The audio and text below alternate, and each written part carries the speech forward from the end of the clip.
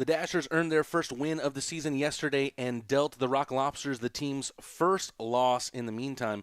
Can Athens find a Saturday night bounce back, or will the Dashers make it a 6-point weekend? Good evening, Crustacean Nation, and welcome to Saturday Night Hockey in David S. Palmer Arena in Danville, Illinois, where the 1-2 Dashers Hockey Club takes on your 4-1 Athens Rock Lobsters. Matty and Rad bringing you all the action live here on the Athens Rock Lobster Network. As always, a big thank you to everyone tuning in, and we begin the night with the Piedmont Athens Regional Pregame Show. We'll take a look at how the series opener unfolded last night, a 3-1 win for the Dashers, and so much of it was to do with their goaltender, Parker Rutherford. We'll get to that later. It all started so well for the boys from the Classic City as Garrett Milan registered yet another early goal, scoring just 56 seconds into the matchup off of a nifty move to the net. Athens would crank up the amplifier to 11, but could not find the back of the net again in the first period, despite hitting the ironwork twice and putting significant pressure on the Danville D. After weathering a ton of storm, the team from Danville got their reward with a Yegor Kabatiev goal, who pounced on some good play from Lester Brown to get the puck to the slot. The third period felt like it was just scoring opportunity after scoring opportunity for the Rock Lobsters, but they could not tickle the twine again in the game as Parker Rutherford was standing on his head for this one. He ended the night with a 40-save performance and the victory after goals from Zach Demars, who went 5-hole on Jack Bostet, and Kabatiev as the man from Kazakhstan hit the dagger on the empty netter. We see the Rock Lobsters making their way to the ice, being led by Captain Carter Shinkarik. And now we zoom into the players taking the ice tonight with our fan saves impact players of the game. For the Dashers, no surprise here, it's Parker Rutherford. There has not been a single game this season where the Dashers D hasn't given up less than 40 shots. He was the primary reason that the contest between these two teams didn't at least reach an overtime period last night. He's going to have to be brilliant again to keep the LEDs of the scoreboard from constantly changing numbers on the road half. For the Rock Lobsters, we turn once again to Carter Shinkarik. The D-man wore the C for the first time last night, and rightfully so. He's been a catalyst that turns defense into offense seamlessly. He had some of the game's best chances last night, especially in the first period, where we saw his laser of a wrist shot collide off the post. Our impact players are brought to you by FanSaves. Download the FanSaves app now and follow the Athens Rock Lobsters to unlock exclusive fan deals. Now the question here is, does head coach Steve Martinson make any changes to a team that dropped its first game of the season last night, or does he stick with what got the team here? Looks like he's chosen the latter. Here's the starting lineup brought to you by Athens Ford. Second verse, same as the first. Garrett Milan centers, Malik Johnson and Orca Weisblatt, Riley Robertson and Carter Shinkarik, the D pair, and Jack Bosta in goal. Athens Ford, if you're going to make a deal on a new truck, why not deal with the biggest and the best? That has been the pregame show brought to you by Piedmont Athens Regional, but still plenty of more to talk about here with the auction of the week. Rock Lobster fans, it's not too late to own a piece of hockey history. Head on over to fans.winwithdash.com and search the Athens Rock Lobsters, or head on over to the Athens Rock Lobster Facebook page to learn how you can bid on autographed collectibles that you can't find anywhere else. Don't miss out on your chance to win an autographed training camp t-shirt. That auction ends tomorrow at 6 p.m. Taking a quick look at the chat, a bunch of fans pouring in here to cheer on the Rock Lobsters. And it's really going to be interesting to see how this team bounces back from its first ever loss. We really haven't been in that kind of situation before, so it'll be interesting to see how this team deals with it, reviews film, goes back and tries to fight again for another win. But no doubt, Danville played their best game of the season. Parker Rutherford was able to weather the storm, and then when they had their opportunities late on in the game, they buried them. And we'll take a look at the starting lineup for the Dashers, and it'll be also the same as last night. Jacob Gagnon playing in the D, Brandon Stoichevsky, part of the forward line, along with Nikolai Salov and Justin Browsen. Ricky Regala, as we said yesterday, cousin of Athens Rock Lobsters D-man Justin Movali. And then Parker Rutherford, who we see there make the ice, getting the start tonight in between the pipes for Dashers head coach A.J. Tesoriero. As you can see here, we have a score bug that is being implemented by us with a clock. So it may not be 100% accurate. I don't have a view of the scoreboard here from home as we are calling this game remotely, but we are going to do our best, and we'll send it over to Danville for the national anthem. It may not be 100% accurate. I don't have a view of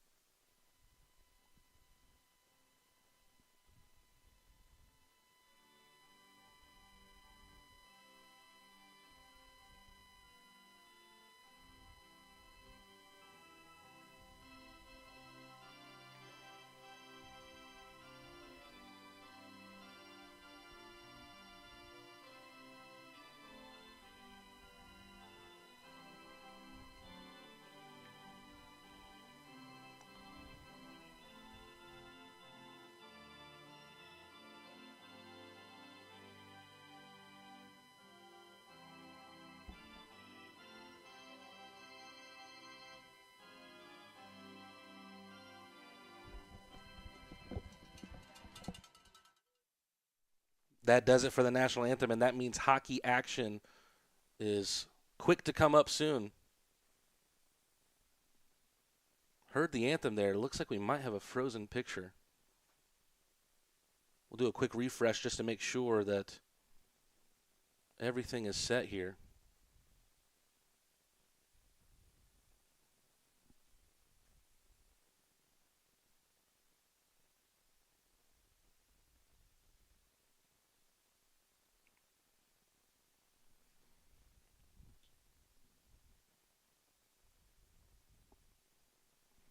And there we go. You do not have to adjust your screens. It does look like the refs are in red and black tonight. Again, as I was saying right before the national anthem, we have a score bug ready with a clock. The clock will be kept by me during the game, so it won't be 100% accurate because I won't have a view of the scoreboard at any given point. So hopefully this is about as accurate as we can get as we get set for the puck drop here between the Dashers and the Rock Lobsters. And off we go. Rock Lobsters wasting no time, getting to the net, trying to score early once again, just as they did last night through Garrett Milan. This time it was Orca Weisblatt getting started on the first line. And now he has to go and play a little bit of defense, rescuing that puck from a dangerous position. Dashers trying to pin the Rock Lobsters to the corner, but they're going to be unable to do so. Milan sends it behind the net. Weisblatt chases, sent up the boards, but Weisblatt actually gets in front of the puck. Shot sent in from the blue line. Rutherford, Malik Johnson with a second bite of the cherry and another save. Rutherford getting started just where he left off last night as we see Malik Johnson leave some of his body on Yegor Kabatiev. Kabatiev, the first star from last night, according to the Dashers, as he had 2 goals, including the empty netter, also scored on the man advantage. Shinkarik with a great pass. Milan with his back to net tries to find Kaysen Gallant, intercepted by Jumanji.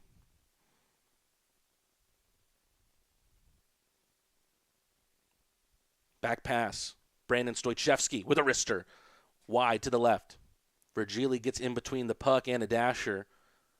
Takes a spill to the ground, and we've got our first stoppage as Jack Bostet makes the freeze.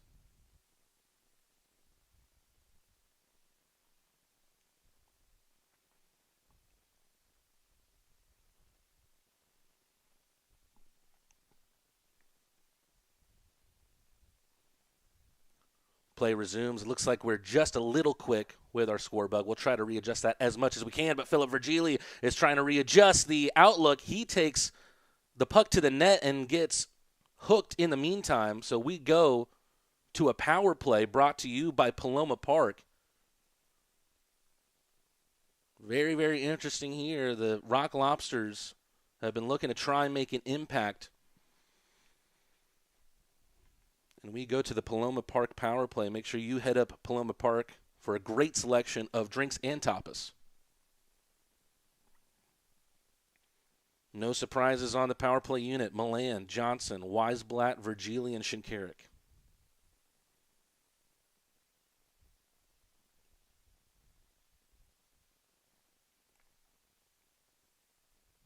Dashers win the draw, but puck still available for the Rock Lobsters. They try to get their claws on it. Philip Virgili chests one down, sends one over back to Shinkarik. Virgili up the left side. Milan, his option is the Swede, Virgili. Takes it to the faceoff circle. Almost looks like a hook again there. No call this time from the referees. Weisblatt trying to get loose. Virgili with a wrist shot. Blocked out in front. Virgili able to recycle, but past the blue line, and Dasher is able to clear their lines. Virgili picks it up. Drop pass. Milan looking to his right. Shinkarik is there. Shot from Malik Johnson. Virgili is playing that recycler role right out in front of the net. Milan with a great pass. Philip Virgili with a shot. Parker Rutherford has just been electric these last 2 games. Weisblatt, Virgili. His pass gets deflected. Malik Johnson almost tries to kick it in. And Parker Rutherford will wisely put a stoppage in this one.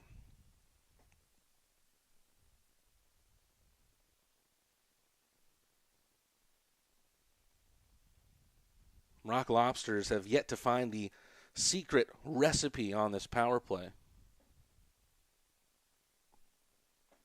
Let's see what happens here with this second unit. Kaysen Gallant able to tip one to Brandon Picard. Kolatarsi acknowledging that he's open, puts the shot up. Really good pass through the crease. Chris Hunt was waiting at the doorstep. Back to Kolatarsi. Kaysen Gallant, the leading goal scorer of the FPHL. His scoring streak ended last night, however. Kolatarsi fakes the slapper, sends a great wrister instead. Bodies piled up right on Parker Rutherford's crease. Heavy hit in the back, and we've got yet another penalty. Almost escalates to a scrum.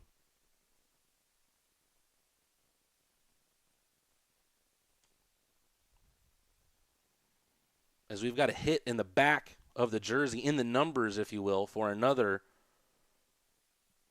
Dasher's penalty with just about 3 minutes gone in the first period.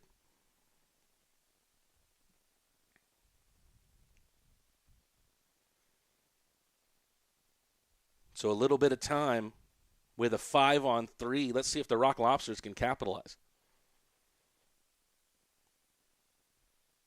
Garrett Milan able to win it. Shinkarik so dangerous from the blue line, trying to play playmaker. Has his shot open, takes it, slappers wide. Weisblatt. Shinkarik, the man with the C on his chest. Weisblatt to Milan, takes the wrister. That one tips off the glove and into the netting.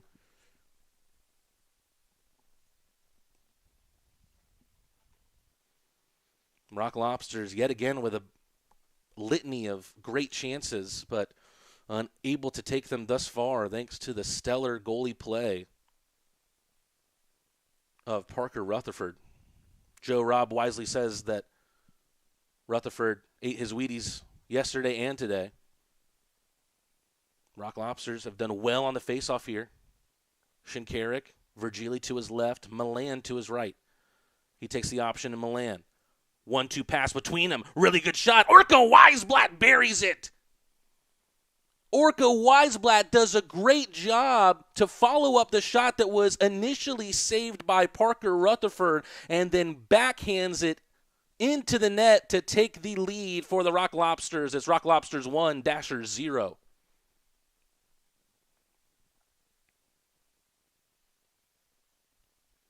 Question here will be, are the Rock Lobsters still on the power play? Looks like we are back to even strength. Rock Lobsters score early once again. But can they use that momentum? That's something that they were unable to generate in the early going yesterday after scoring the early goal. It took just less than a minute for them to open the scoring through Garrett Milan. But Parker Rutherford began to stand on his head after that. Ocean Weisblatt, brother of Orca. Very interesting family story. Orca and Ocean, the children of deaf adults, codas, if you will. Both of them know sign language. And the offside call will stop the Rock Lobsters in their tracks.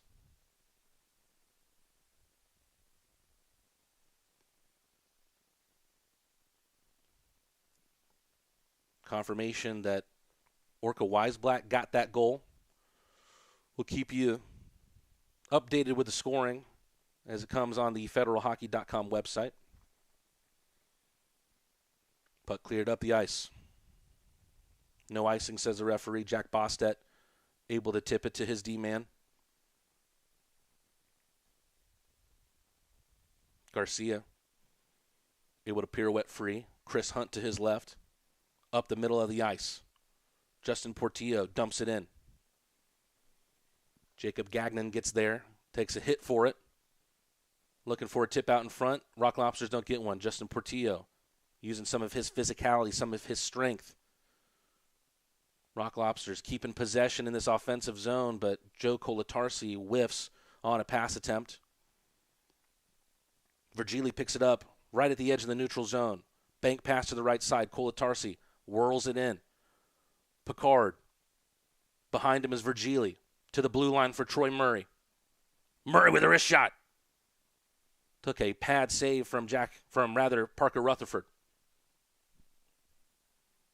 About 5.5 minutes gone in the first period. Joe Colatarsi able to backhand bank one to Philip Virgili. Virgili looking for a tip out in front. Both Picard and Gallant were there. Picard with a wrister. And it's put in from Philip Virgili. The Swede has his second of the year. He's been a great playmaker for the Rock Lobsters thus far, but this time he's the one that's doing the scoring. Rock Lobsters 2, Dashers 0. And now the Rock Lobsters have done something that they could not do yesterday, and that is score 2 goals against Parker Rutherford.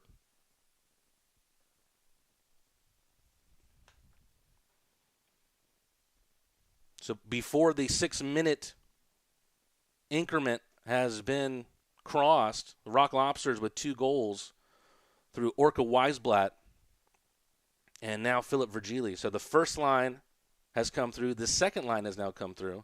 Malik Johnson looking to get on the scorecard as well. Really good play here, whizzing around the ice. Shot saved by Rutherford. Falls to Shinkarik, but it gets past him. Yegor Kabatiev trying to turn on the wheels, looking for his third goal in 2 games.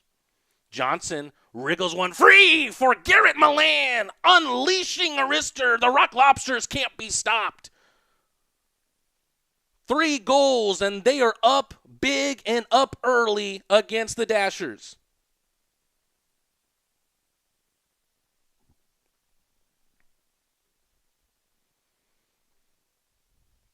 Early on in the season, when we asked head coach Steve Martinson what kind of hockey that Rock Lobster fans can expect, he said, I'll tell you one thing, it's like that thing from Gladiator, prepare to be entertained. And are you not entertained? We could take our first break here. Rock Lobsters up 3-0, and that gives us a chance to tell you about some of our sponsors. This broadcast of the Athens Rock Lobsters is brought to you by Piedmont Athens Regional. Real change lives here. Aikens Ford. Aikens Ford is the largest Ford dealership in Georgia. If you're going to trust anyone, why not trust the biggest and the best?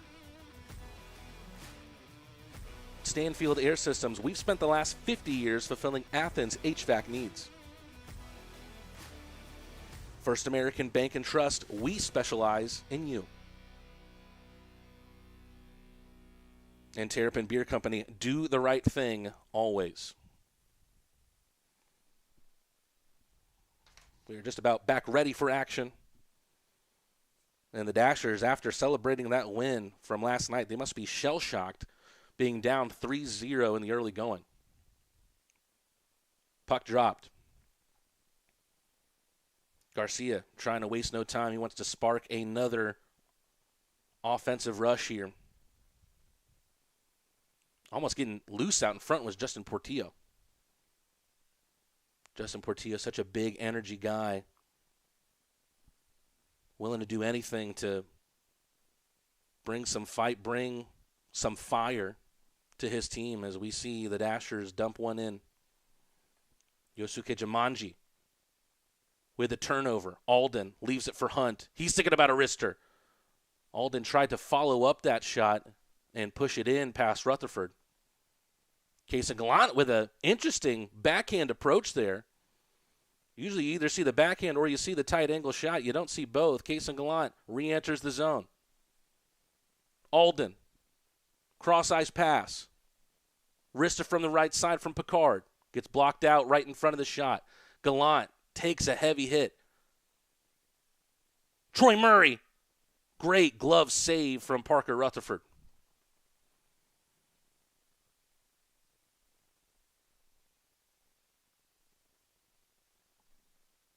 The Rock Lobsters, perhaps frustrated from the loss last night, are taking out their frustrations on the Dashers, as C.J. Foster very poignantly points out in the chat. We really appreciate you guys tuning in to the broadcast, but hey, there's going to be a chance to watch the Rock Lobsters live and in action. And with the Athens Rock Lobsters off to a hot start, now's the time to lock in your loyalty. Secure your season tickets and save big compared to single game prices. Plus, enjoy exclusive benefits like early entry and meet and greets with the team. Do not miss a moment. Get your season ticket today. For more, visit rocklobstershockey.com/tickets. And it's also not too late to get in on the auction of the week. Rock Lobster fans, it's not too late to own a piece of hockey history. Head on over to fans.winwith-.com. That's fans.winwith-.com. And search the Athens Rock Lobsters. Or head on over to the Athens Rock Lobster Facebook page to learn how you can bid on autographed collectibles that you can't find anywhere else. Don't miss out on your chance to win an autographed training camp t-shirt that says Athens versus everybody. That auction ends tomorrow night at 6 p.m. So offensive zone face-off. Adding insult to injury, really, for the Dashers as they try to find a foothold into this game. Draw one, back to Murray. Puck bouncing all around like a pinball, and now the Dashers have an opportunity to enter the zone. But are they going to be able to do much more than that? Brandon Stoichevsky with a great initial play. Then he tries to tip one out in front. Joe Colatarsi up the right side. Puck back in possession of the Dashers, who dump in through Ricky Regala.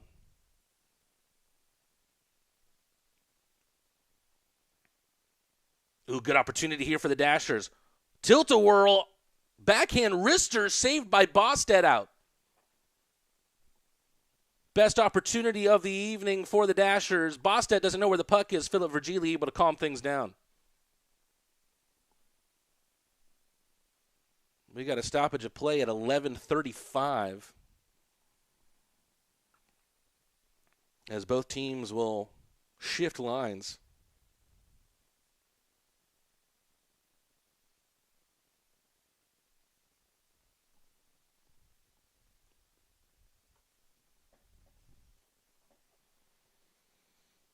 Dashers with an opportunity.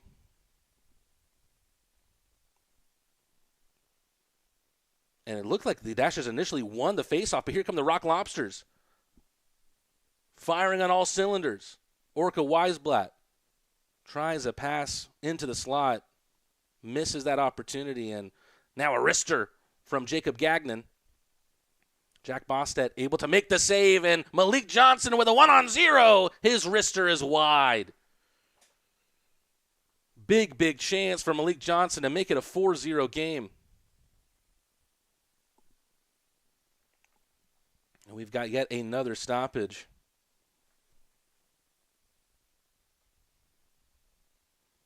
Let's take a look at the stats to see if we can find out who got all the assists on all these goals.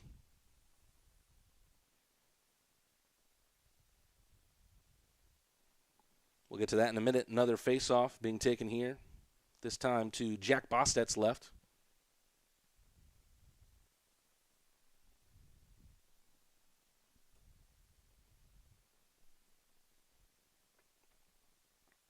Hunter Alden gets that one to fall favorably. Takes one in between his legs. Sends a great pass. Parker Rutherford had to intercept that one like a corner, and we've got a little tussle right in Rutherford's crease.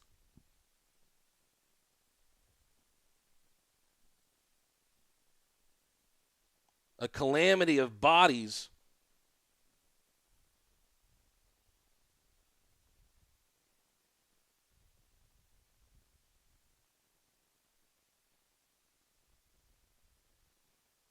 Ocean Weisblatt looks like he wants to drop the gloves.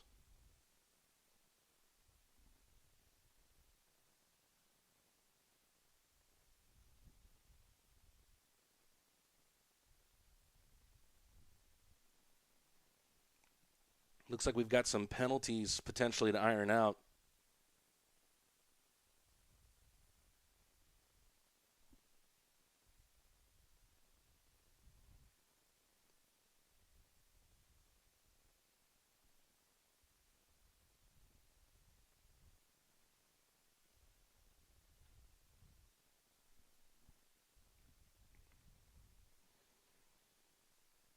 Rock Lobsters skating shorthanded.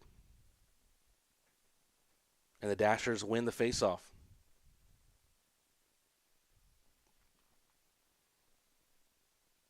Brandon Stoichevsky behind the net of Bostad. Carter Shinkarik with a great check. Almost wins the puck.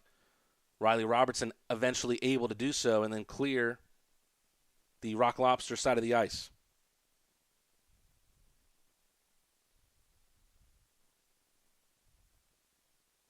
Bostad relays his own pass up the right boards. Really good opportunity. And wide of the mark from Justin Browsen. Browsen almost gets a puck on the right side. Would have had an open net. But I think that one took a tip before it reached him. Another great pass into the slot. Garrett Milan, is he going to be able to get there before Parker Rutherford? No, he will not.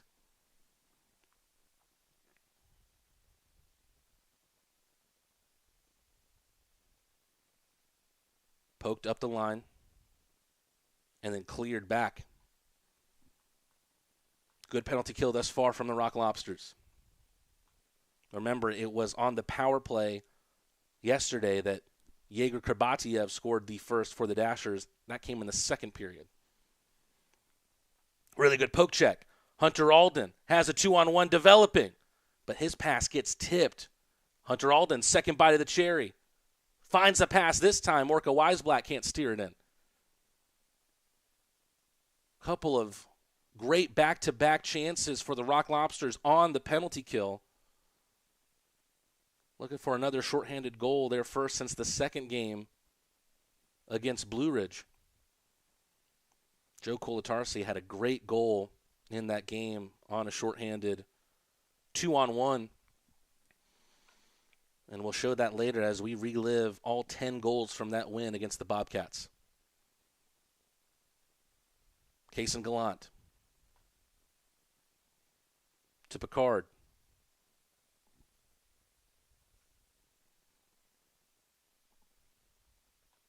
Jumanji with a shot that challenges Rutherford. Rock Lobsters are back to even strength.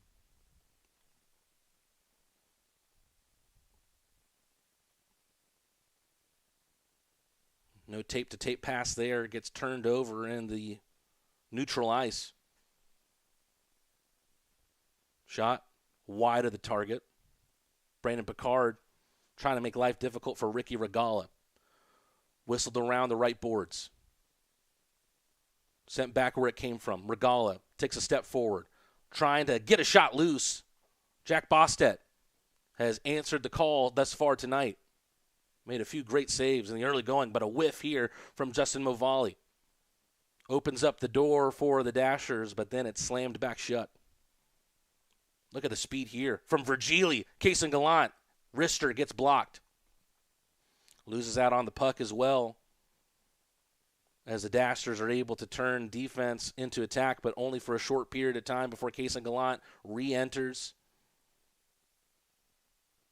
Behind him is Ocean Weisblatt, tries to stick it in the corner. Chris Hunt sends it back. Ocean Weisblatt asking for some pressure on the left side. He'll get it through Brandon Picard.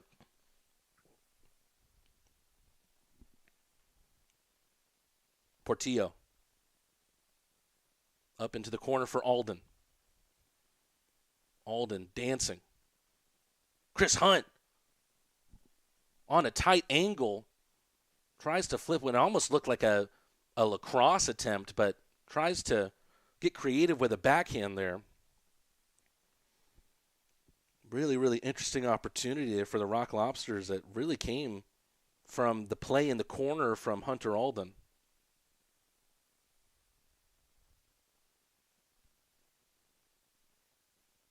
And we'll take another stoppage here.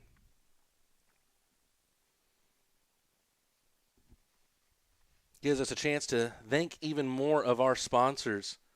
Athens Area Urology, you're in good hands with Athens Area Urology, as well as Plumber Pro, Hospitality South, Athens Coca-Cola Bottling Company, Classic City Flats, Harmon Enterprises, and Roto-Rooter.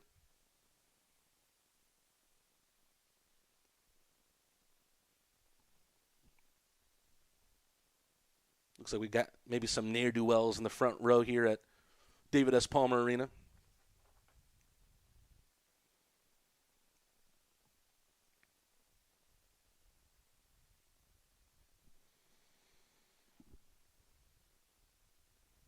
Remember that while this team looks good on a broadcast, they look even better live and in person. So make sure that you get your tickets now when the Rock Lobsters open up home play at the Aikens Ford Arena on December 6th. Get your tickets now.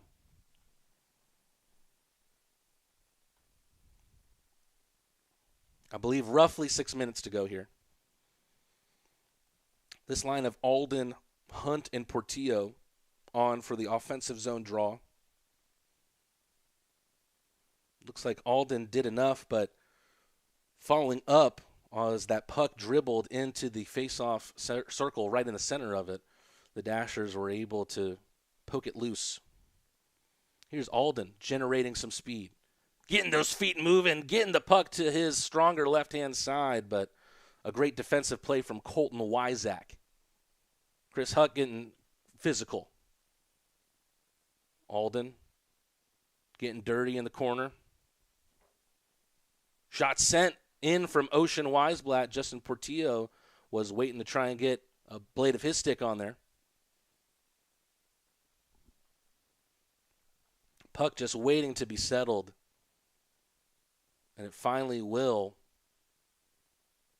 on the Rock Lobster ice. Riley Robertson gets started behind Bostet's net. Puck progressing up the left-hand side for Troy Murray. Attempts to drop pass, intercepted by Lester Brown. From the right-hand side, a good wrister from Nick Gulo, but it's into the pads of Jack Bostet. Carter Shinkarik, as always, just a calming presence in every sense of the word.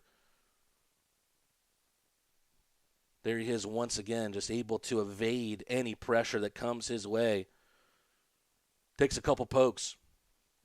Malik Johnson tries the return pass over to his captain, Garrett Milan. Is able to get his blade on the puck in the right-hand corner. Puck bouncing favorably for the Dashers. Stomping on the brakes is Yegor Kabatiev. Punked up in. How about that from Orca Weisblatt? A little bit of how do you do. Drops it back for Virgili. Virgili gets hit hard into the end boards. Murray took some contact, did the puck over the blue line. Sent back where it came from.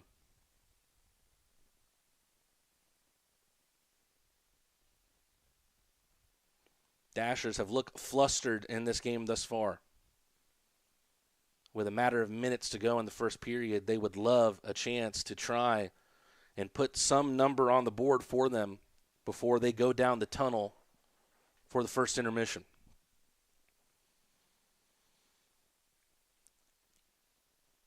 It just seems somewhat unsustainable for the Dashers with how many shots they've taken as a team this season. And we'll take a look at how this game is 3-0. 4 minutes and 7 seconds in, Orca Weisblatt swept one with a backhander into the back of the net on the power play, assisted by Carter Shinkarik and Philip Virgili.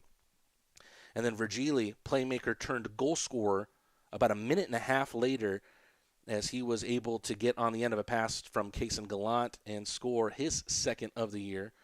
And then Garrett Milan with yet another goal. That puts him at 6 for the year and tied for the team lead with Kaysen Gallant. In a matter of 2 minutes and 11 seconds, the Rock Lobsters had scored 3 goals. Just tremendous, tenacious play. Rock Lobsters knowing that they want to leave Danville with at least 3 points.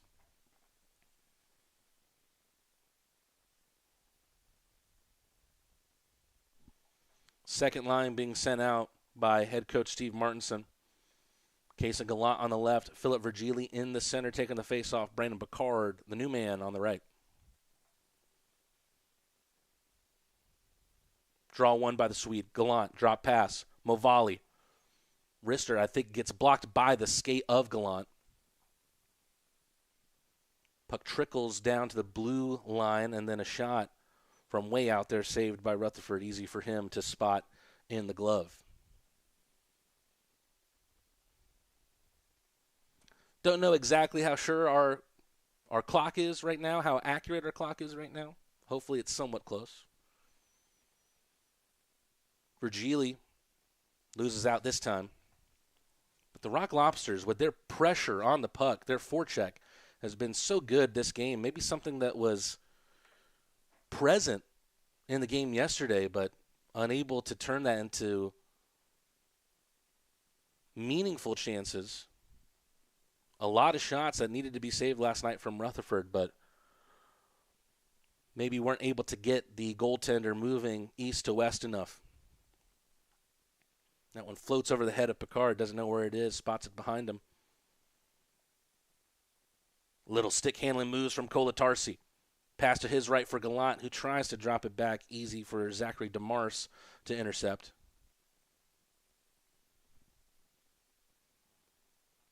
You really couldn't ask for a better first period if you're Steve Martinson, as Chris Hunt lasers a wrister into the midsection of Rutherford. Hunter Alden windmills one back onto his right-hand side. Alden passes one up. Chris Hunt tries to drag one through the legs of a defender, and now the Dashers are going the other direction. Matt Garcia with a great poke check, and that troubled the puck just enough to prevent Yegor Kabatiev from sticking one in past Bostet.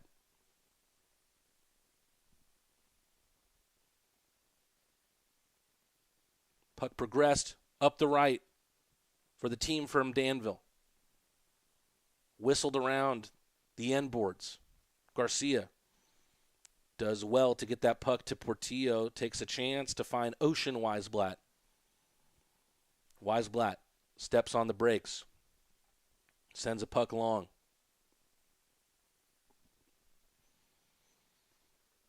Less than 2 minutes to go, I believe, in this first period. And it's been relatively quiet since those back-to-back-to-back goals that started at about 4.5 minutes into the first period. Every time it pans to this side of the ice, I just beg to take a quick view of that scoreboard that we just see the bottom of there. Alden wins the faceoff. Young man has done a great job in the faceoff circle thus far tonight. Sent long, and that one takes a tumble into the first row. Little souvenir there for those two young boys.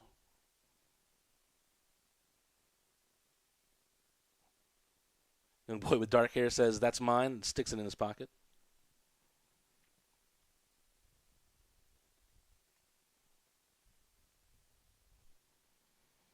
Rock Lobsters with a good run of face-off wins. Malik Johnson into the offensive zone. Garrett Milan didn't get the puck in an advantageous area, and now the Dashers are able to travel west to east with it. How about that? Orca Weisblatt slaps a pass down. 2-on-1 here. Milan over to Johnson. Back over to Milan. He tries to slap it in. Maybe the Rock Lobsters getting a little bit too fancy out in front of the net. Trying to look for the highlight reel to make it 4-0. Believe about a minute of play remaining. The Dashers will hope the last scoring opportunity in this period will belong to them. It just might there as Brandon Stoichevsky sends a great backhanded pass through the crease, but here come the Rock Lobsters once again. This top line so close to scoring yet again, just about seconds ago. Malik Johnson battling and battling and battling, but it's just not enough as it's dumped in by Brandon Stoichevsky. Troy Murray pokes it for himself into the corner. Carter Shinkarik sends it back up these near boards. Malik Johnson takes a puck to the face. Hopefully that one caught him in the guard. He's not on our camera right now, but it looked like Malik Johnson took something to the face. Good to see him back up to his feet.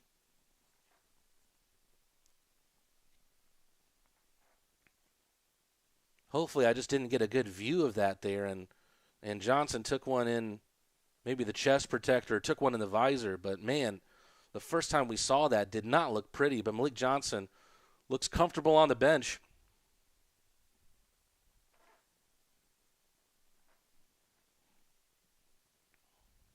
I believe there's a matter of seconds left in this third period.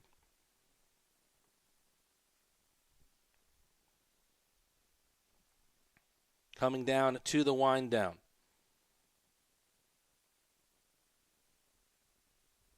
Jumanji loses out. Looks like we've got some more time than we thought here. Kolatarsi, really good pass into the middle as Casa Gallant tries a wrister from the slot. Still Gallant. Young man from Alberta able to wind a pass from the blue line, and the shot comes. Saved by Parker Rutherford.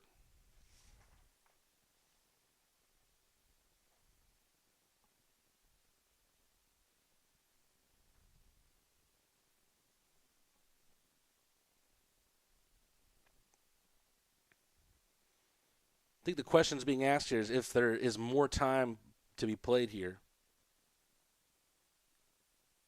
Or the question is when the face-off, where the face-off will take place.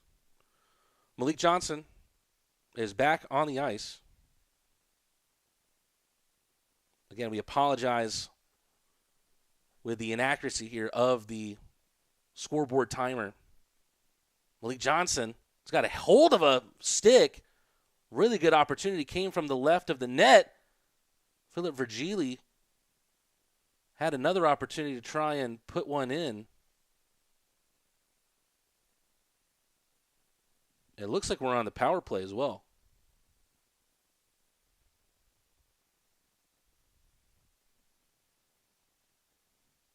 Face-off will go to the other side of the ice.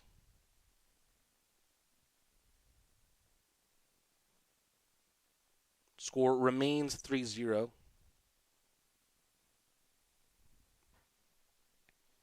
And we go back to this side of the ice that just teases me with seeing that scoreboard that I'm so close to reading.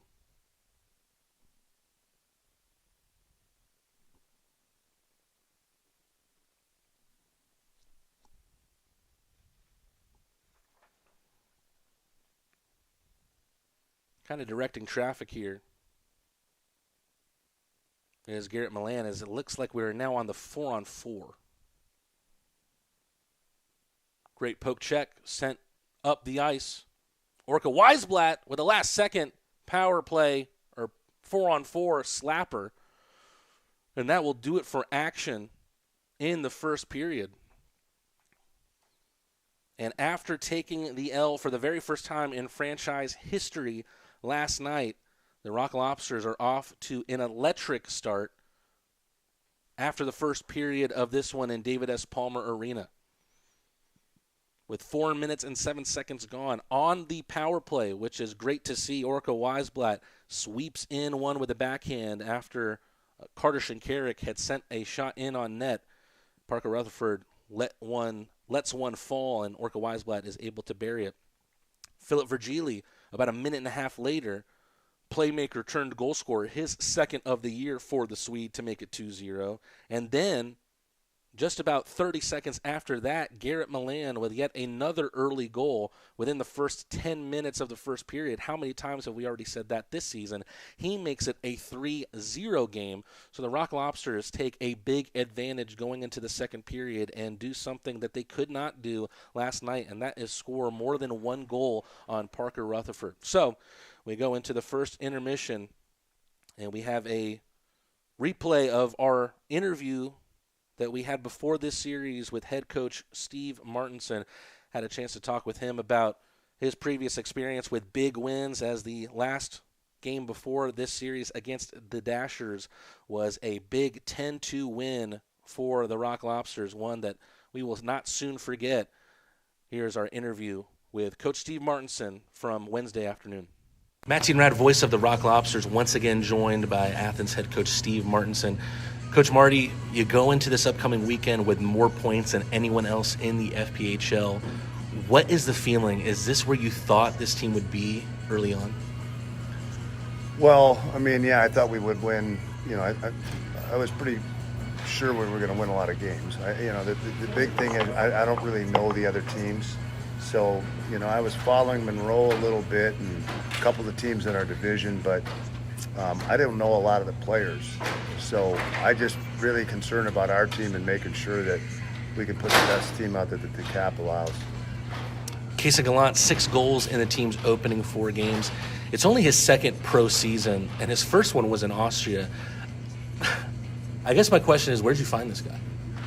Well, he was actually referred to me from one of my best players that I've ever had, Mark Wolf out of Calgary, and he called me about him and gave me the referral. And then when I talked to Casey, I looked at his highlight tape, and you could see he had great skill and great hands. And the league that he played in, I'd watched a lot because my son played in it. So I knew it was a good league. And did I think he was going to come out and score 6 goals? No. But am I surprised? I'm not surprised either. When you watch him score in practice, he scores all the time. We talked the other day about Carter Shinkarik, and you had told me a conversation that you had with him where you said, hey, I think you could be a scoring leader as a D-man in this league. Going into this weekend's game, he's atop the FPHL scoring ranks with 9 points. What is it that makes Shanks such a good playmaker from the line? Well, the style that we play, you got to have defensemen that can play an offensive game the way I like to play. So you got to have people that are capable of doing it. And he's capable of doing it. He's got great skills, and he's a really good skater. And he can play a lot too. So he just fits our style. And then he's got a lot of skill and puck possession. He's a smart guy. Jumps up in the play. He's always up in the play, but that's what I want him. I want him up in the play all the time. We like to have 4 guys attacking and 1 safety van. We've been blessed with great goalie play early on in the season, and we've seen all 3 goalies play now: Rosenzweig, Bostet, and Stahl. First, is there any injury update with Rosie, and do you have a difficult decision to make this weekend if he is healthy? Well, he's not going to be. It's not a difficult decision because he's cleared. He may be cleared for Saturday, but he's coming off an injury that I'm not going to risk it. So, right. No, I mean, it's not a difficult decision. I mean, the following weekend, then, but I'm just waiting till he's 100%. We don't want to have him come back too early. And then the other thing is we have a salary cap and, roster issues. So, we just can't, once we put a guy in the IR, I just can't activate him just the second that he's available. Sometimes I can, sometimes I can't. So he'll probably stay there through the weekend. What about Cole McKechnie? Is there any update for him?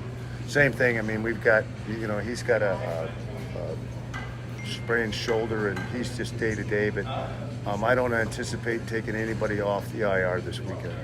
10 goals in the team's last game. That's exactly what Rock Lobster fans like to see. Where does that rank in your wins as a head coach? Has there been higher scoring games for you?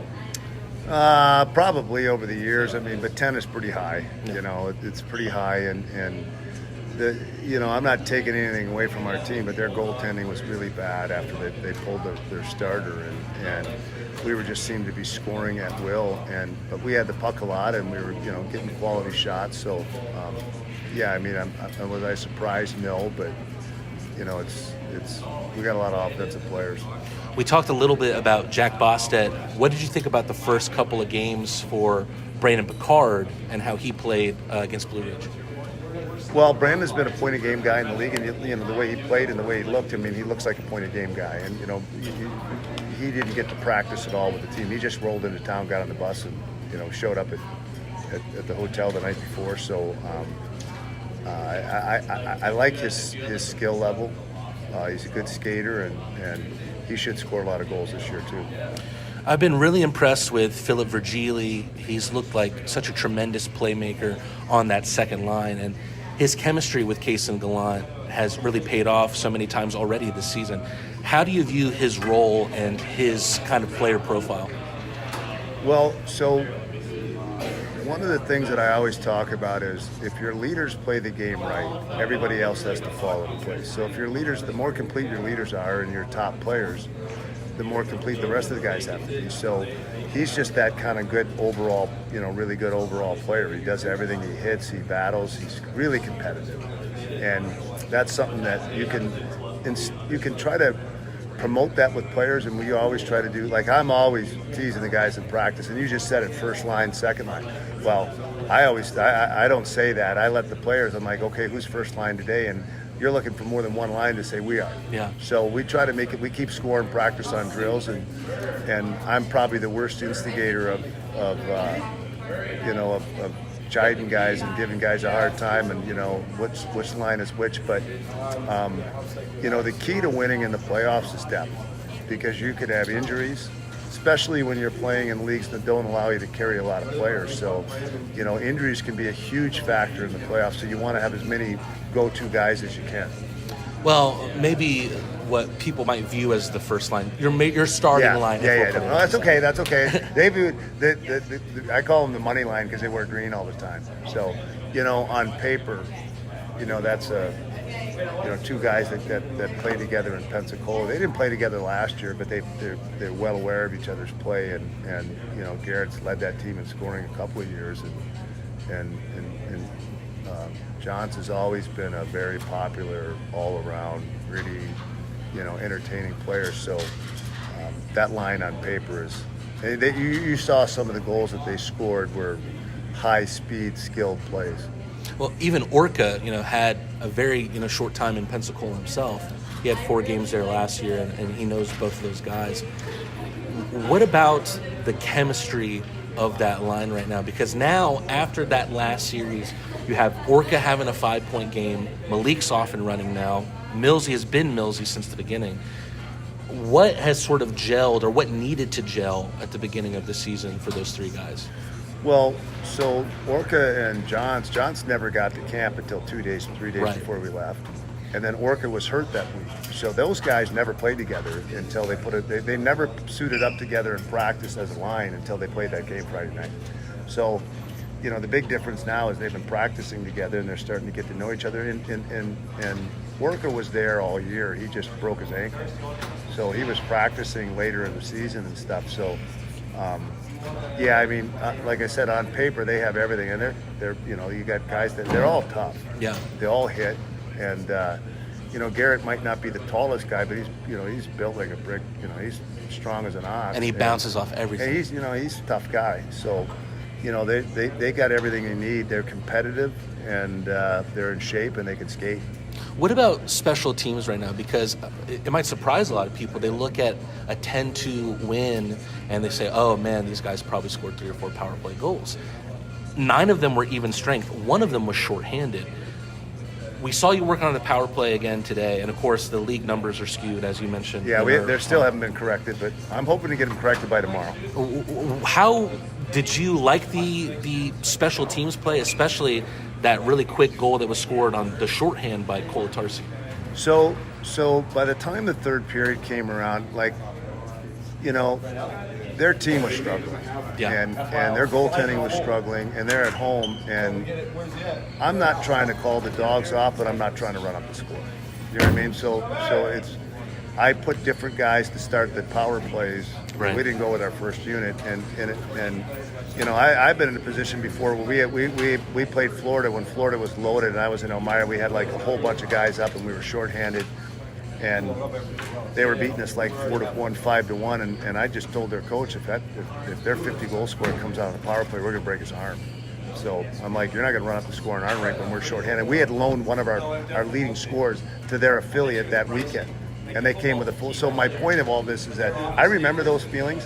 So we had Robertson, Riley in front of the net on the power play, and we were giving different guys looks, and like I said, it's not like I'm not trying to score, but I'm not trying to score. You know what I mean? You're not trying to twist the dagger. We're not trying to rub it in there. And now if it's at our rink, or like in Monroe. In Monroe's cases, when they're taking stupid penalties, then I'll run up the score. You know what I mean? Then I'll say, okay, you're going to try to injure, you're going to try to do dumb stuff, then we're going to embarrass you in your own rink. That's fine with me, but that team didn't call for it. They were just having a tough night because they played a lot better the night before, and their goaltending was a lot better.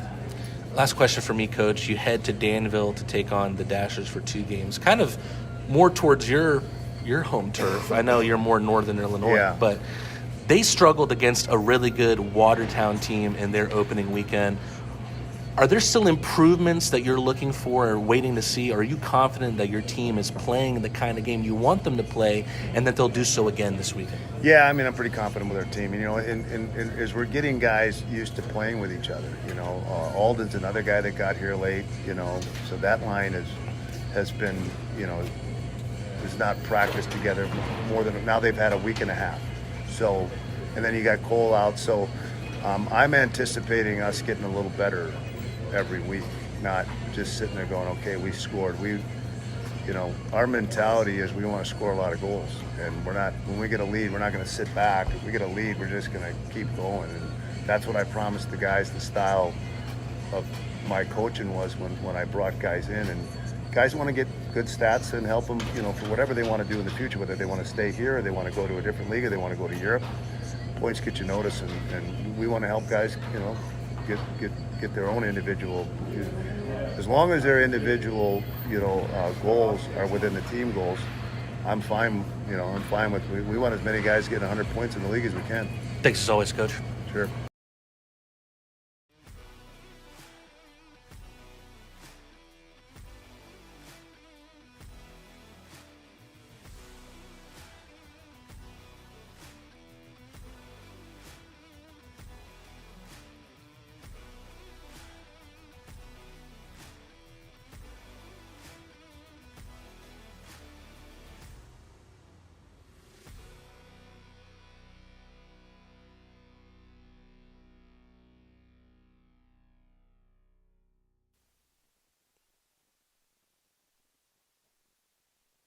Let's try that one more time. This broadcast of the Athens Rock Lobsters is brought to you by Piedmont Athens Regional. Real change lives here. Akins Ford. Akins Ford is the largest Ford dealership in Georgia. If you're going to trust anyone, why not trust the biggest and the best? Stanfield Air Systems. We've spent the last 50 years fulfilling Athens' HVAC needs. First American Bank and Trust. We specialize in you. Terrapin Beer Company, do the right thing always. We really appreciate everyone tuning in to the broadcast tonight, but remember, there is a team to watch live and in person when the Akins Ford Arena opens in December, on December 6th to be exact. So bring your crew and enjoy the excitement. The Athens Rock Lobsters are soon to make their arrival in the Classic City, and it will be the perfect time for a group outing. Enjoy discounted rates, block seating, and exclusive experiences perfect for businesses, schools, or youth teams. Rally your group and be part of the action today. For more, visit rocklobstershockey.com/groups. We're just minutes away from action in the second period. Rock Lobsters up big 3-0. You are not going to want to stray away from this one and potentially miss any more goals, so stay tuned. We'll be right back.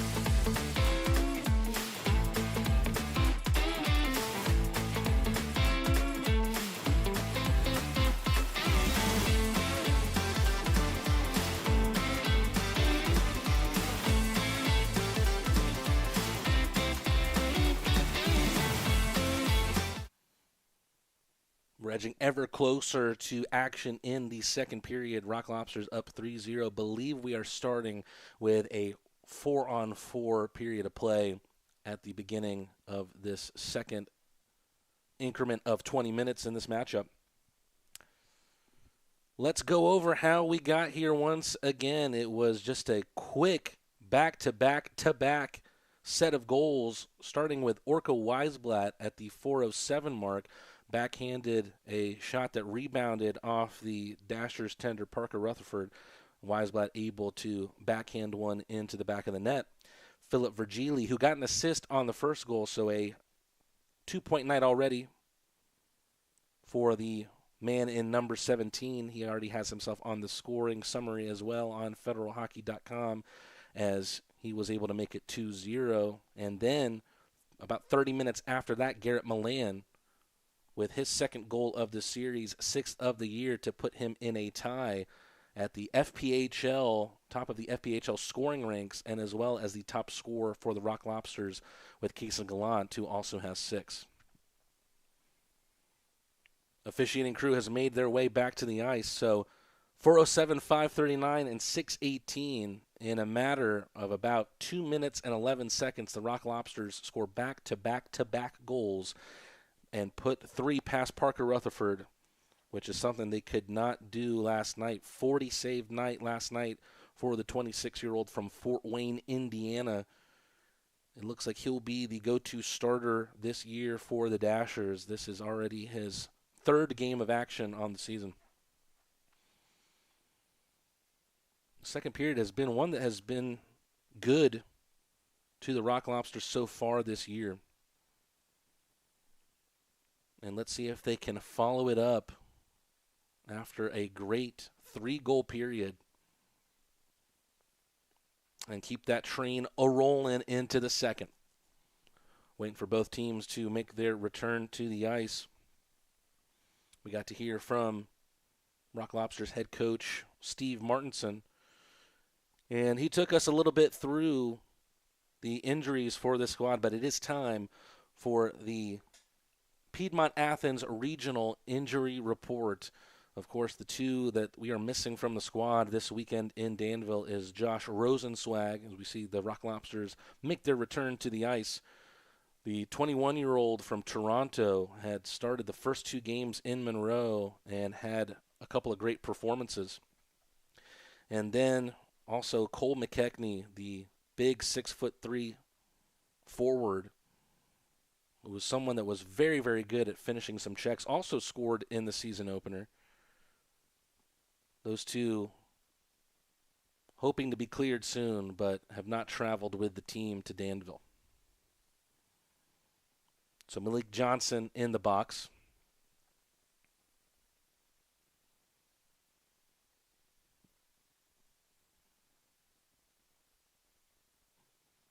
Looking at the scoring, the penalty summary rather, on federalhockey.com, no penalties listed for the Rock Lobsters. So we remember when that penalty happened, but no clue why exactly Malik Johnson's in the box. It looks like it's the man from Japan, Yosuke Jumanji. That's exactly right, an ice hockey player from Japan. Not something you hear every day. 20 minutes on the clock and some time on the 4-on-4 to be played between these 2 squads. Let's see who has the edge here with both sides at a depleted number.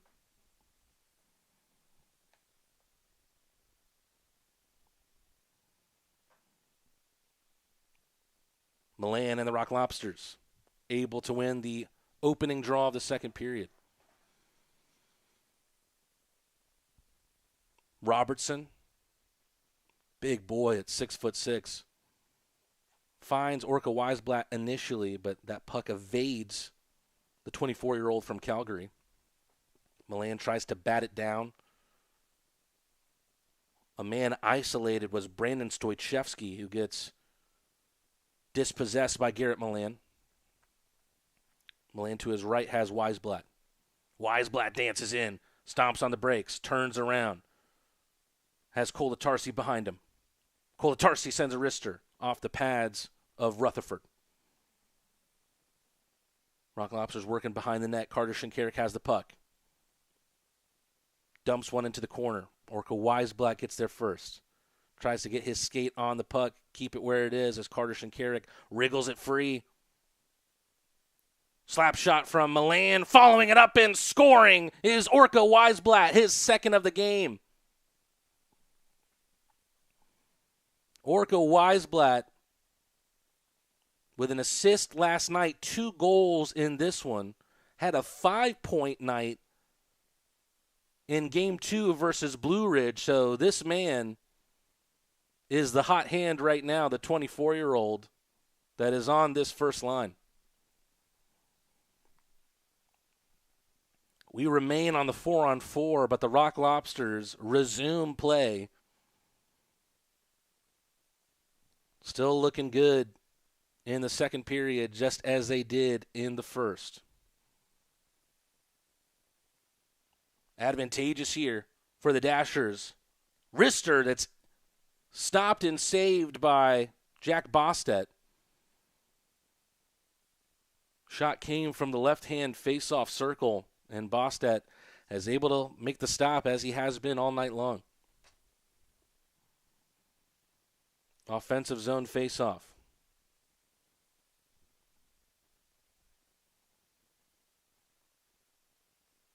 Virgili able to guide it back. Puck still loose.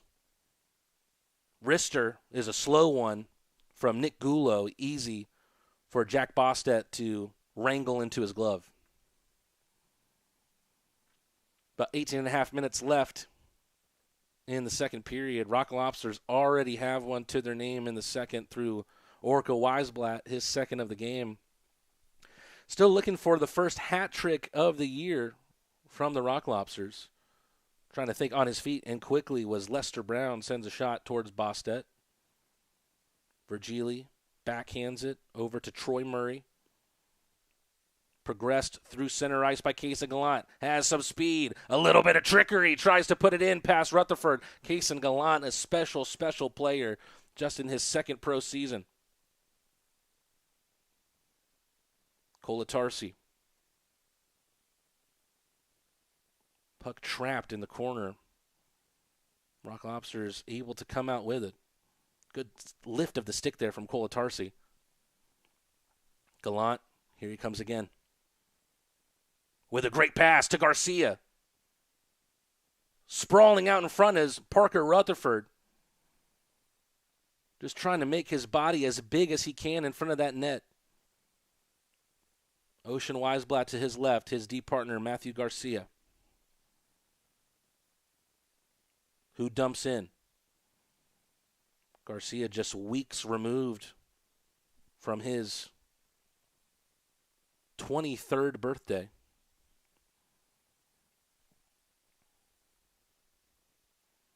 Ocean Weisblatt takes a couple pushes in the face and then takes a whack at the knees of Trey Fisher. And that will send the Rock Lobsters to the Leslie Jones Law penalty kill as a couple of pleasantries are exchanged at center ice.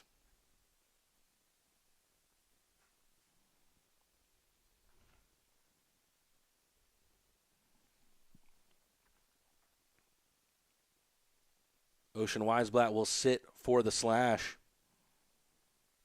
as we are just about 3 minutes gone in the second period.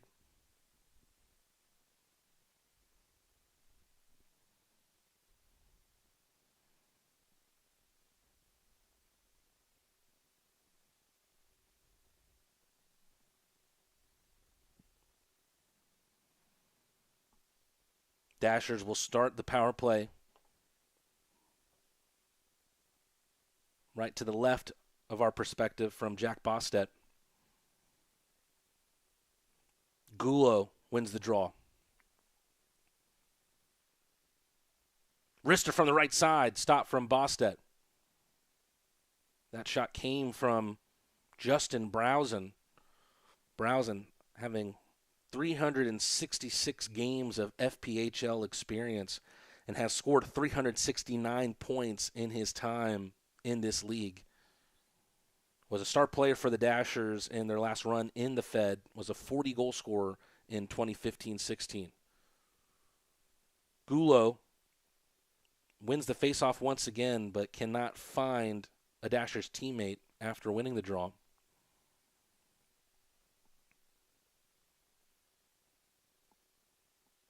The Dashers were able to equalize the scoreline at 1-1 yesterday on the power play.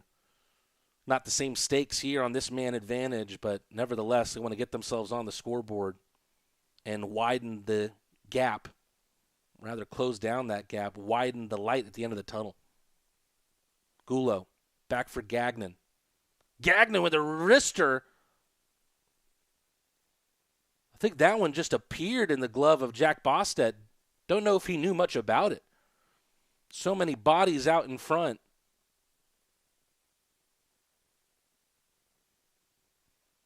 Just a instinctual reaction save there for the 25-year-old from Janesville, Wisconsin.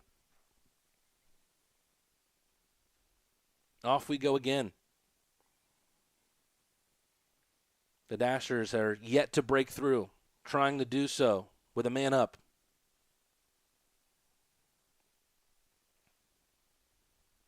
Thomas Murphy has Gulo behind him.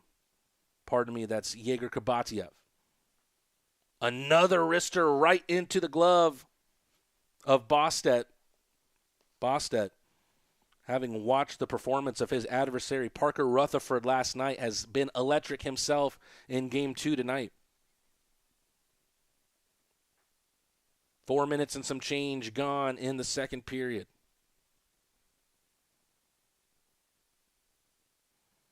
Dashers remain up a man.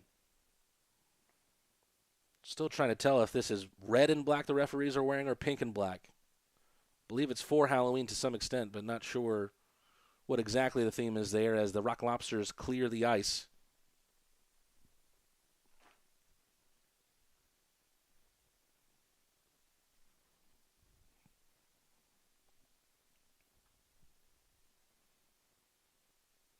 Taken with some energy, up from Connor Mullins into the corner. Whistled around the end board. Someone took their eye off the puck. Troy Murray trying to get it over to Kolatarsi. He eventually does. All the way through to Rutherford. Plays the puck himself. Ocean Weisblatt getting ready to spring free from the penalty box.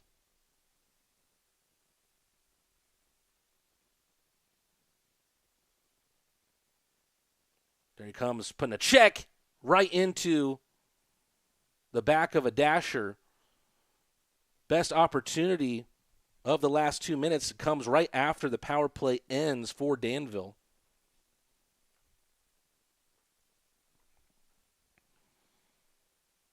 So a little more than 5 minutes gone. And we take a break in the action. Rock Lobster fans, it's not too late to own a piece of hockey history. Head on over to fans.winwithdash.com. That's fans.winwithdash.com and search the Athens Rock Lobsters to learn how you can bid on autographed collectibles that you can't find anywhere else. Don't miss out on your chance to win an autographed training camp t-shirt. That auction ends Sunday at 6 p.m. And if you haven't yet, you need to secure your gear, because now is the time. Head on over to shop.rocklobstershockey.com today and gear up to show your Lobsters pride. Do not miss out. Get yours now. I mean, look at those great options there. And they have even filled up more and more options on the website in the weeks past. So a great, great Christmas gift for those that are looking. And why not when you have a team that has really been shelling out the goals thus far in the early going. Rock Lobsters tasted defeat for the first time last night, but looks like they are making amends tonight, up 4 goals here in the second. And they have dealt with the penalty kill well. Turner Up Media in the chat saying that he was at the Wild Rumpus in Athens tonight. Got to talk to Brandon and Ben dressed up as a banana and Beetlejuice at the Rock Lobsters tent. That's right. We have a booth set up over at Wild Rumpus tonight. Of course, you're already tucked in and enjoying some live Rock Lobsters action with us, though. A really good follow-up on the face-off win from Justin Browsen, who's able to give Jack Bostet something to think about.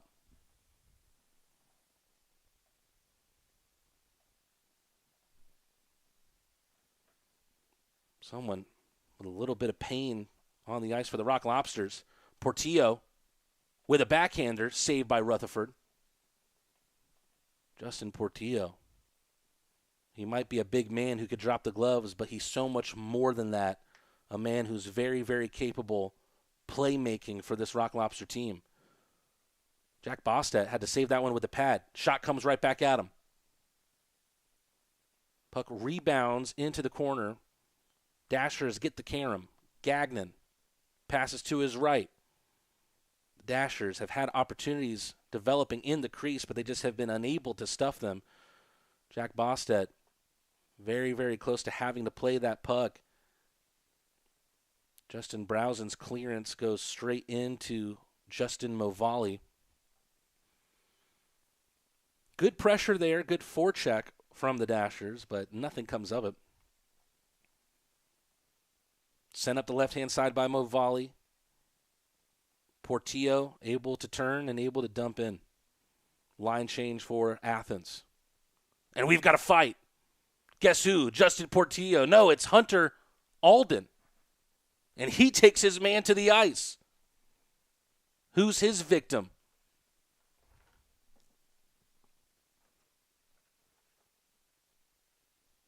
Hunter Alden went up against Nick Gulo. 5 years of difference there with the 30-year-old Gulo and the 25-year-old Hunter Alden. It's still getting interesting on the playground here.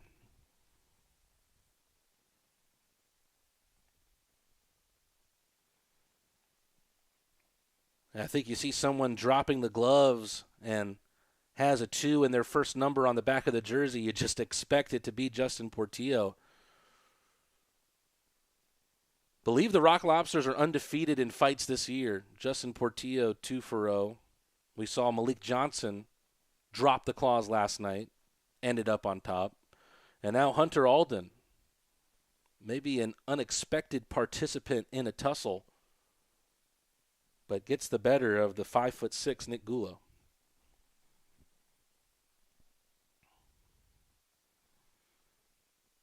Garrett Milan lines up for the face-off against Brandon Stoychevsky. It's won by the ladder. Wheeled around the rink. Rock Lobsters try to stop it at the blue line. Falls favorably at center ice for Thomas Murphy. Tries to make a play over the line. Garrett Milan receives a great pass. Tries to take it through his D-man, but it was a good check up high against the player coach for the Rock Lobsters. Stoppage in play here. Looks like the puck was played with a high stick.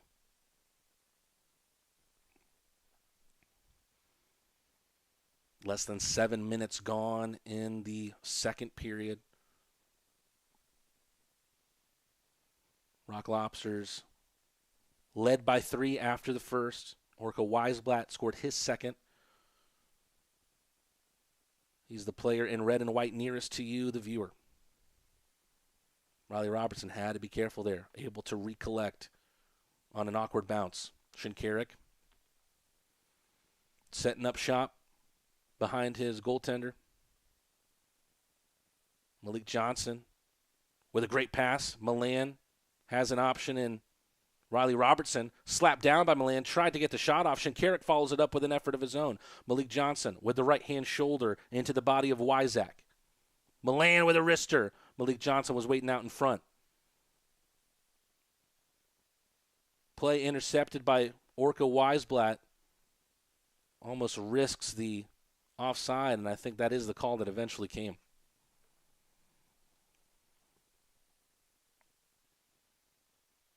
The Rock Lobsters have prevented a foothold from appearing. And it looks like we've got a slashing penalty. It looks like it's going against Orca Weisblatt, who can't believe it. So once again, we go to the Leslie Jones Law penalty kill, as the Dashers have another power play opportunity to put a 1 up on the scoreboard.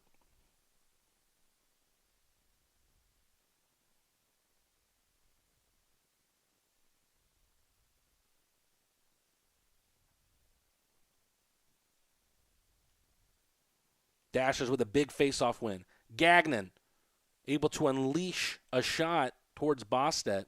Don't know if it ever reached the goaltender. Fisher to the right. Browsen gets intercepted. Dirty play left a Rock Lobster on the ice. Kolatarsi gets hacked down. Is that a penalty going up against the Dashers? Time will tell. Case and Gallant. Really good pass for Virgili. Wheels around. What a save by Parker Rutherford. Troy Murray took a great pass on a windmill of a pass from Philip Virgili.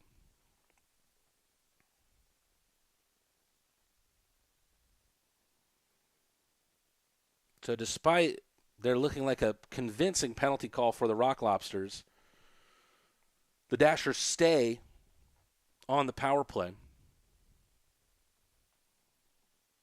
Really good interception from Milan. Can't get a shot off, though, on the wraparound. Malik Johnson loses his edge. Johnson tries to spring the puck free from Connor Mullins. Poke check is a better advantage for the Dashers as the shot from Lester Brown is pushed with the pad. A couple of times back-to-back that the Rock Lobsters are taken down, and finally Athens will get a call as Gulo is going to sit for the trip. Actually, it looks like it's going to be the 23-year-old from Menominee, Wisconsin, Zachary DeMarce.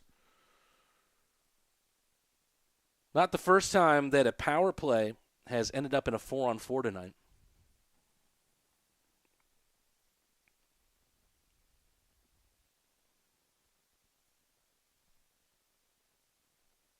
The referees in pink and black pinstripes tonight, I believe for Halloween, and it is indeed scary.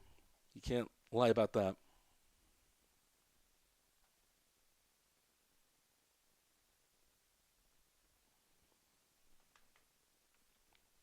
Little stoppage of play here, and it's time for our Athens Rock Lobster Network trivia question of the night. And the trivia question that we have for you fans that are watching, you can answer in the chat, is who is the only rock lobster that is not from the continent of North America? Who is the only rock lobster that is not from the continent of North America? 4-on-4 action coming up.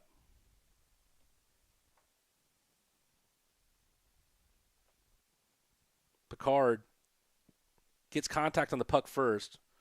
Gets a second bite of the cherry. Well, good puck play there from Troy Murray. And he loses out on it.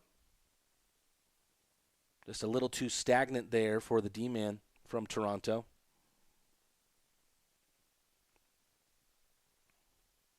Rock Lobsters will have some time on the power play after Orca Weisblatt's penalty ends. Kaysen Gallant was looking for the return from Picard, but Picard finds Kolatarsi instead. Kaysen Gallant with another goal in the 2024-25 season, and frustration from the Dashers as a stick is broken.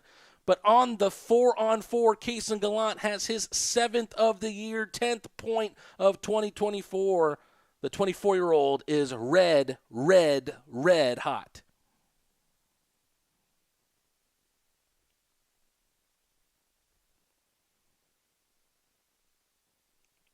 And hats off to Niven and Jesus, who got the correct answer on our trivia question. Philip Virgili, indeed, the only rock lobster not from the continent of North America. He's a European. So the 4-on-4 is favorable for the rock lobsters. Case and Gallant. And here comes potentially another one. Malik Johnson almost gets a pass from Orca Weisblatt. Carter Shinkarik, as now the rock lobsters are on the power play. Rock lobsters trying all different kinds of looks. Rutherford able to make the save on that one, but one to forget tonight after a great performance last night. Milan not going to get there. Shinkarik kicks it down with a touch of a soccer player. Milan. Wrister. Saved by Rutherford. And Malik Johnson able to put one in to make it 6-0. 2 power play goals on the night for the Rock Lobsters. First time that they could say that this season. And it's Malik Johnson who has his second goal of the year. After some time waiting, he had finally scored his first in the second game against Blue Ridge. Maybe Saturday is just Malik's night. So we're just a little bit more than halfway through this game. So we're on par for a 12-goal night for the Rock Lobsters.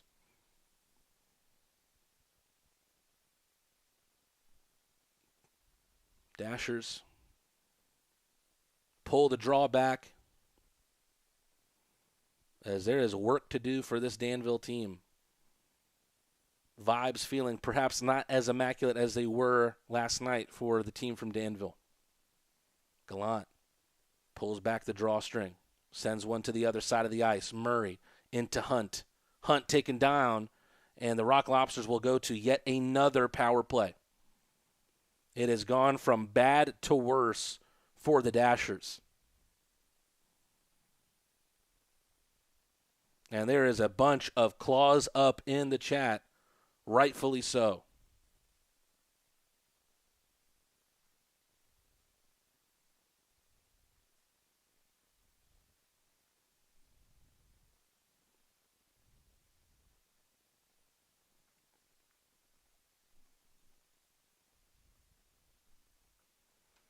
Offensive zone faceoff. Rock Lobsters on the 5-on-3. Murray. We heard from Steve Martinson in that 10-2 win about giving the power play a little bit different looks. It looks like that's what he's doing here, up 6-0. Chris Hunt. Wrister. Goal. The touchdown has finally come for the Rock Lobsters, and it happens with just a little more than 9 minutes to go in the second period. Who's going to be next? Because if you look at the scoring summary, once again, 7 goals for the Rock Lobsters. The only man with a multi-goal night is Orca Weisblatt.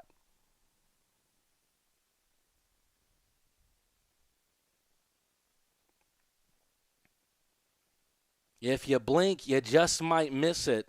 Make sure you stay tuned all season long to watch the Rock Lobsters score all kinds of goals. And it looks like the Dashers are making a change at the goaltender position. So Oscar Wahlgren, 25-year-old from Mölndal, Sweden, takes the place of Rutherford. And it's got to feel good for this Rock Lobster team to finally get to Rutherford, and they've done so in a big way, up 7-0 tonight.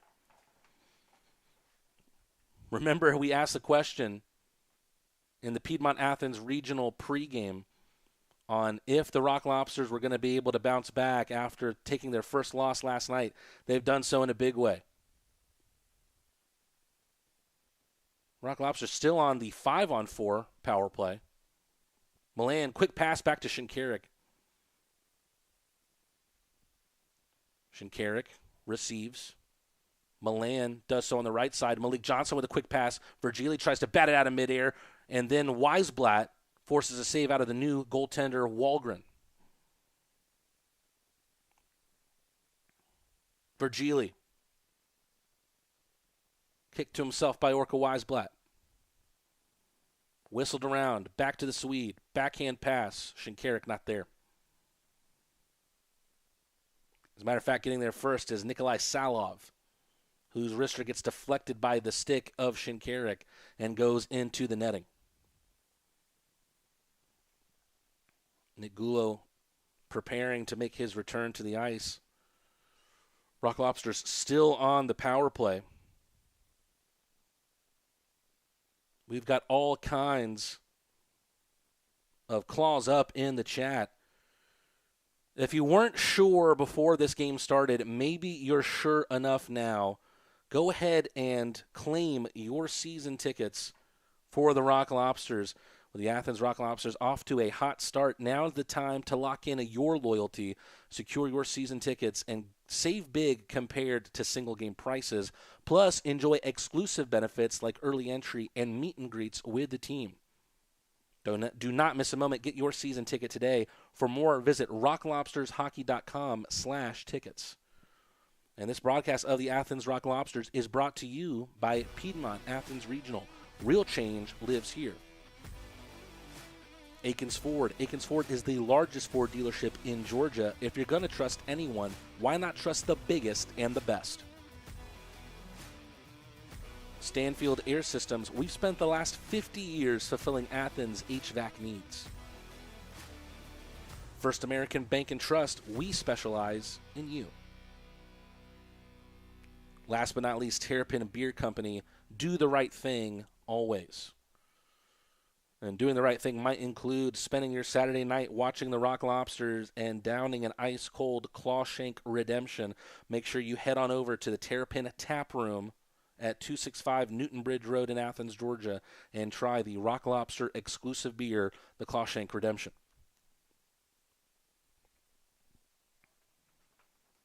Play is going to resume with less than 8 minutes to go. Still on the power play for the Rock Lobsters. It feels like a never-ending one at this point.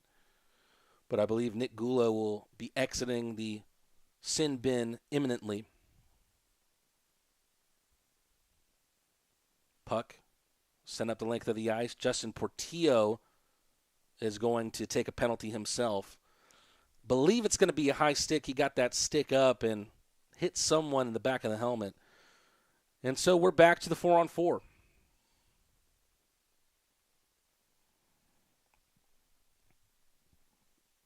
It has been tough to try and keep up with all the action in this one, whether it be the 7 goals that are scored by the Rock Lobsters in this game or the penalties that are really mounting between the two sides as well.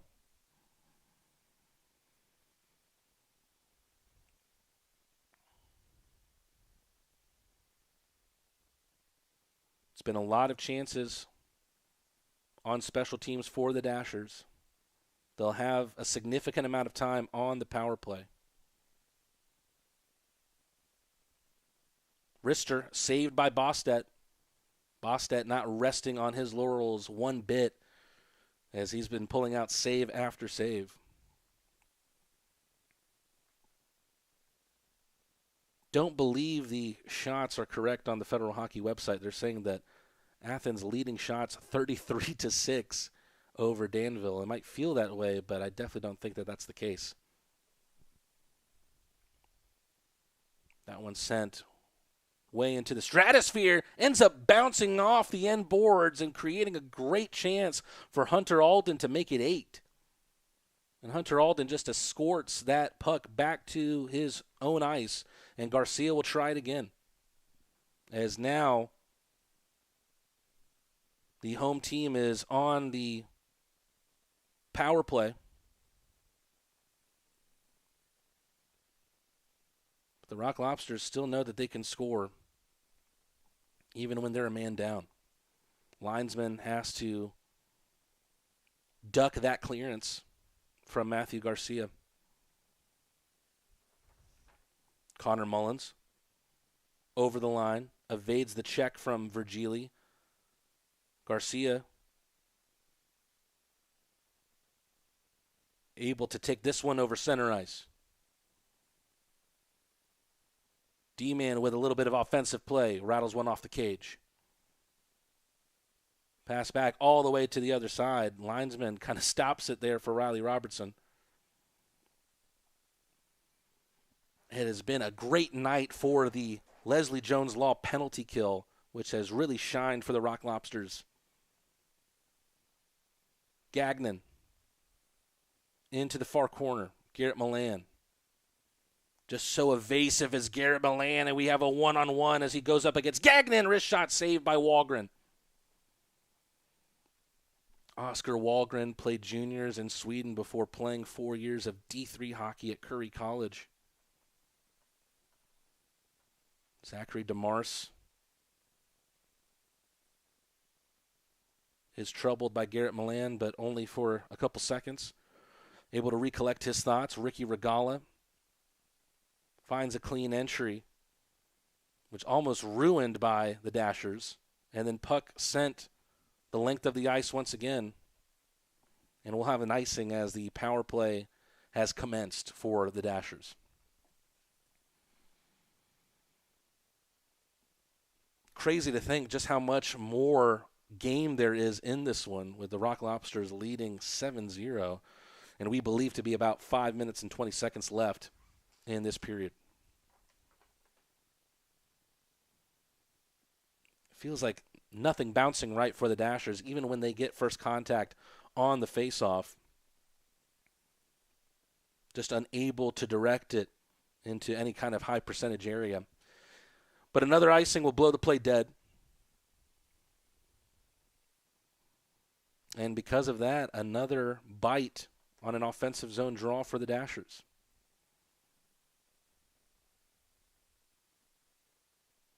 Rock Lobsters are familiar with a dominant win, but they're still looking for their first shutout of the year. Could it come through Jack Bostedt? Banked to the far side and sent back where it came from by the team from Danville. Little hezzy action. Losing the puck is Ocean Weisblatt. Losing sight of it at least. Carter Shinkarik over the line. Playing a little forward now. Great pass into the slot. Hunter Alden cannot wriggle himself free to try and trouble Oscar Wahlgren. Placed back into the corner. Yegor Kabatiev, the first star last night. The question will be who from the Rock Lobsters will be the first star tonight. Make sure you stay tuned with us for the Piedmont Athens Regional Postgame Show.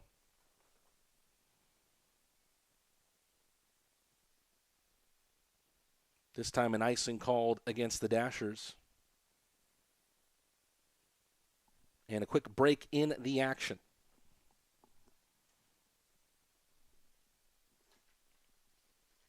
Rock Lobster fans, it is not too late to secure your gear. Now is the time. Head on over to shop.rocklobstershockey.com today and gear up to show your Lobsters pride. Do not miss out. Get yours now. In the second intermission, we'll show you just how electric of a night it was for the Rock Lobsters in their last win, a 10-2 victory against the Blue Ridge Bobcats. We have a countdown of all 10 goals and who scored them. That compilation will be showed to you in the second intermission, along with an interview with a goal scorer of tonight and the top goal scorer in the FPHL this season, Kaysen Gallant.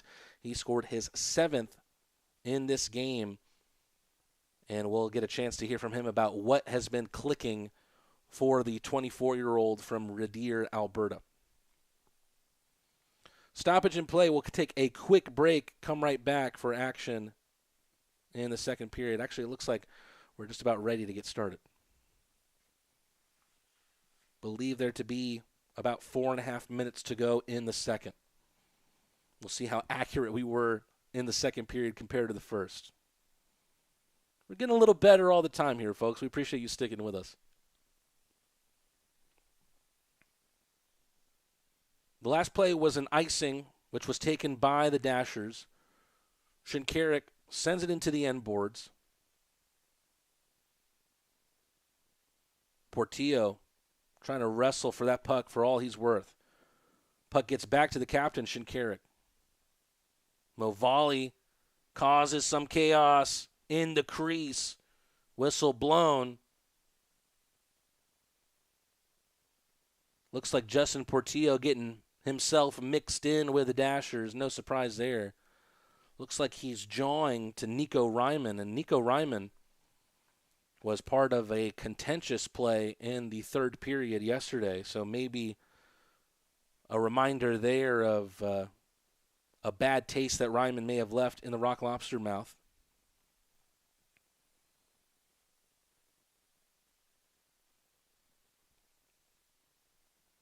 Justin Portillo's helmet was wrestled off of him by someone. Portillo with a quick turnaround shot, misses wide. Justin Portillo still looking for his first goal of 2024. Looking at the scoreboard, no doubt he wants to get in on that action. Wrister from the blue line takes a part of a body out in front. Really good speed here from the Russian, Salov. Movali able to tie up Gulo on the end boards. Gulo gets himself free, but is taken down to the ground, and Carter Shinkarik able to skate freely over center ice. Looking for a pass on the edge of the high slot, gets intercepted. Shinkarik has another chance to find a teammate. He finds Gallant. Gallant splits two like saloon doors, gets taken down. No call from the referees. About 3 minutes to go in the second period. Shinkarik once again has just glided. Gallant with a shot almost took some contact and get redirected out in front. A rare non-goal for the Rock Lobsters with everything that they've generated in this one. Reverse hit in the corner.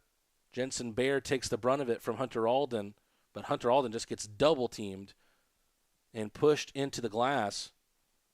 Step up there, doesn't go to plan for a Rock Lobster D-man. Garcia able to make an interception on a pass. Circles around Bostet's net.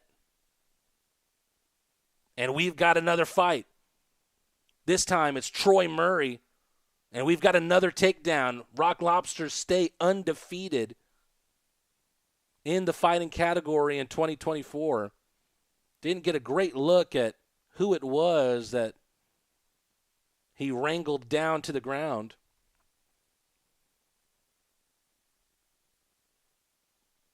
And Troy Murray looks like he's still throwing some shots. Looks like it's Jensen Baer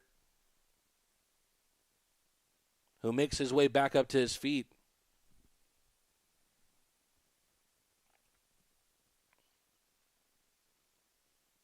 Penalty box is open. I thought they might send him to the locker room with how little time left there is in the second.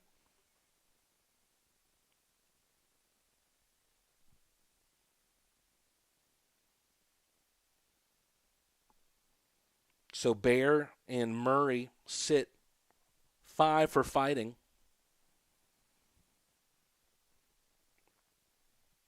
A reminder that this great sport of hockey is more than just the game that's played with a stick and a puck.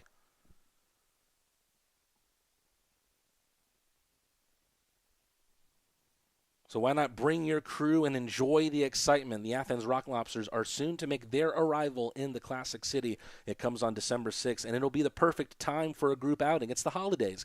Enjoy discounted rates, block seating, and exclusive experiences. Perfect for businesses, schools, or youth teams, or even just a group of friends. Rally your group and be part of the action today. For more, visit rocklobstershockey.com/groups. It has been a thoroughly enjoyable game for Rock Lobster fans.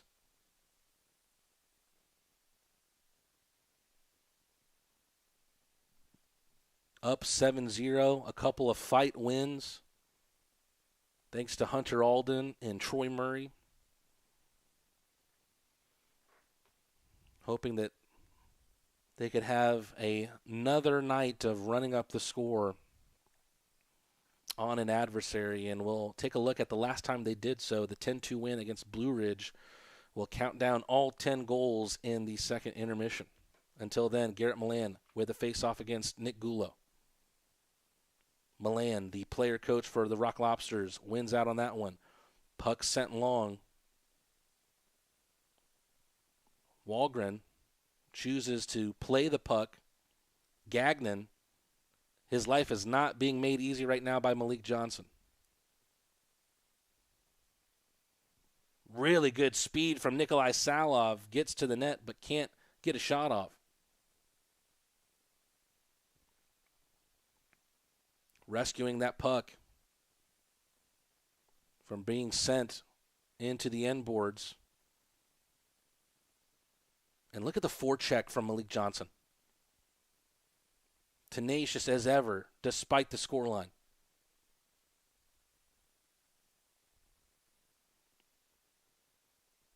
And it looks like the Rock Lobsters are on the Leslie Jones Law penalty kill. Stick being held by Robertson. Out in front in the slot was Brandon Stoichevsky. But they have not been able to get to Bostet yet. Can they do so here? No, Malik Johnson is able to poke one free, and Garrett Milan sends one just over the bar.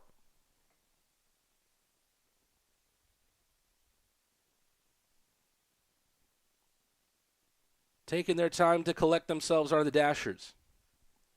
That one goes between the legs of Lester Brown.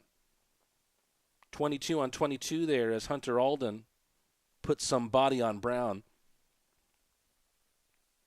Waiting for the camera to pan over as it's back and forth stuff. Kolatarsi with a little on 1v2 against Kabatiev and Thomas Murphy. With that puck shifting quickly right on the blue line, we might have an offside call.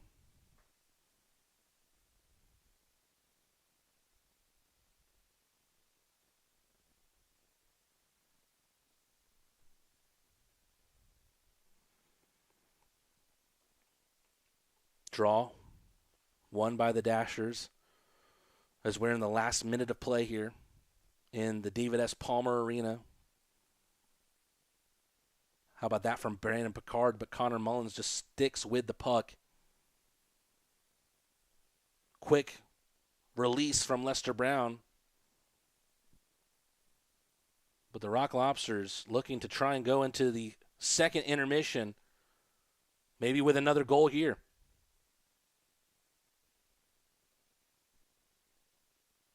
Looks like that does it for play in the second period.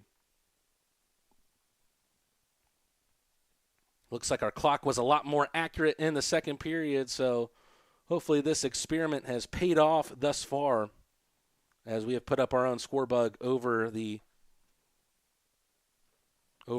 Dasher broadcast being sent to us from Danville. How do you recap this one? It was a big second period for the Rock Lobsters. They scored 4 goals after a 3-goal period in the first. Orca Weisblatt scored his second of the game at even strength. Then Kesa Gallant was unable to continue his scoring streak last night, but now he makes it on the year 7 goals in 6 games for himself. Malik Johnson got in on the scoring party to make it 6-0 on the power play, and then Chris Hunt followed up with a goal on the man advantage for himself. Chris Hunt, just his second goal of the year. So, as you see, 7 goals for the Rock Lobsters scored in this game. 3 in the first, 4 in the second, and 6 different goal scorers on the night. It was a very, very similar story in Blue Ridge in Wytheville, Virginia, last Saturday night, as the Rock Lobsters scored 10 goals to get the 10-2 victory over the team from Virginia. And we're going to relive every goal with the countdown with the Rock Lobsters.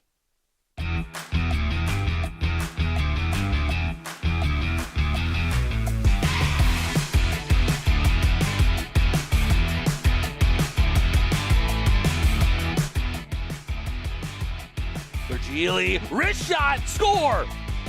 Go to the power play. And it might end up with an opportunity for the Rock Lobsters, and it does. Near line. Milan showing his puck handling skills once again, and it's over the goal line.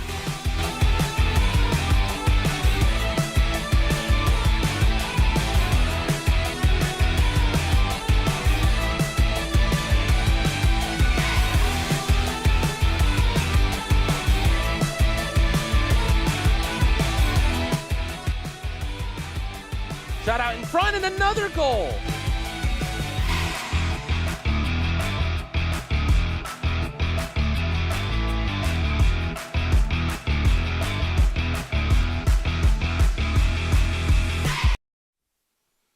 If you are just tuning in with us, first of all, what are you doing? You've missed so much in this game. Rock Lobsters up 7-0 against the Dashers Hockey Club. It's currently chuck-a-puck here in the second intermission, but a big part of the year and playing a part in this game as well with his 7th goal of the season is Kason Gallant. I had a chance to talk with him at Wednesday practice to see what exactly is making the man from Alberta firing on all cylinders. Matthew Rad, voice of the Rock Lobsters, here with the current FPHL leader in goals, Kason Gallant. Kason, are you feeling as good as you're looking on the ice right now? Yeah, I feel good. I mean, I haven't played in a year, last year, so I mean, I'm getting put with some really good players, as in Phillip and Chris Hunt, and we got Brandon Picard on that line too. So it's really easy to feel confident when you know you have those guys backing you up. I think the thing that is sticking out about your success right now is the kind of spaces, number one, that you're finding yourself in on the ice, and then the chemistry that you've developed very quickly with Phillip Virgili. Do you agree with that sentiment, and what else do you think is making you firing on all cylinders? I do agree with that 100%. Phil's a great player to play with. He's got lots of speed, so it's easy to jump into play with him. I think that coming to practice and preparing properly and having hard practices all week is really kind of what it is. If you want games to be easier, you got to practice hard. So it's your second pro season in hockey. Your first came last year in Austria. How did this opportunity with the Rock Lobsters arise for you?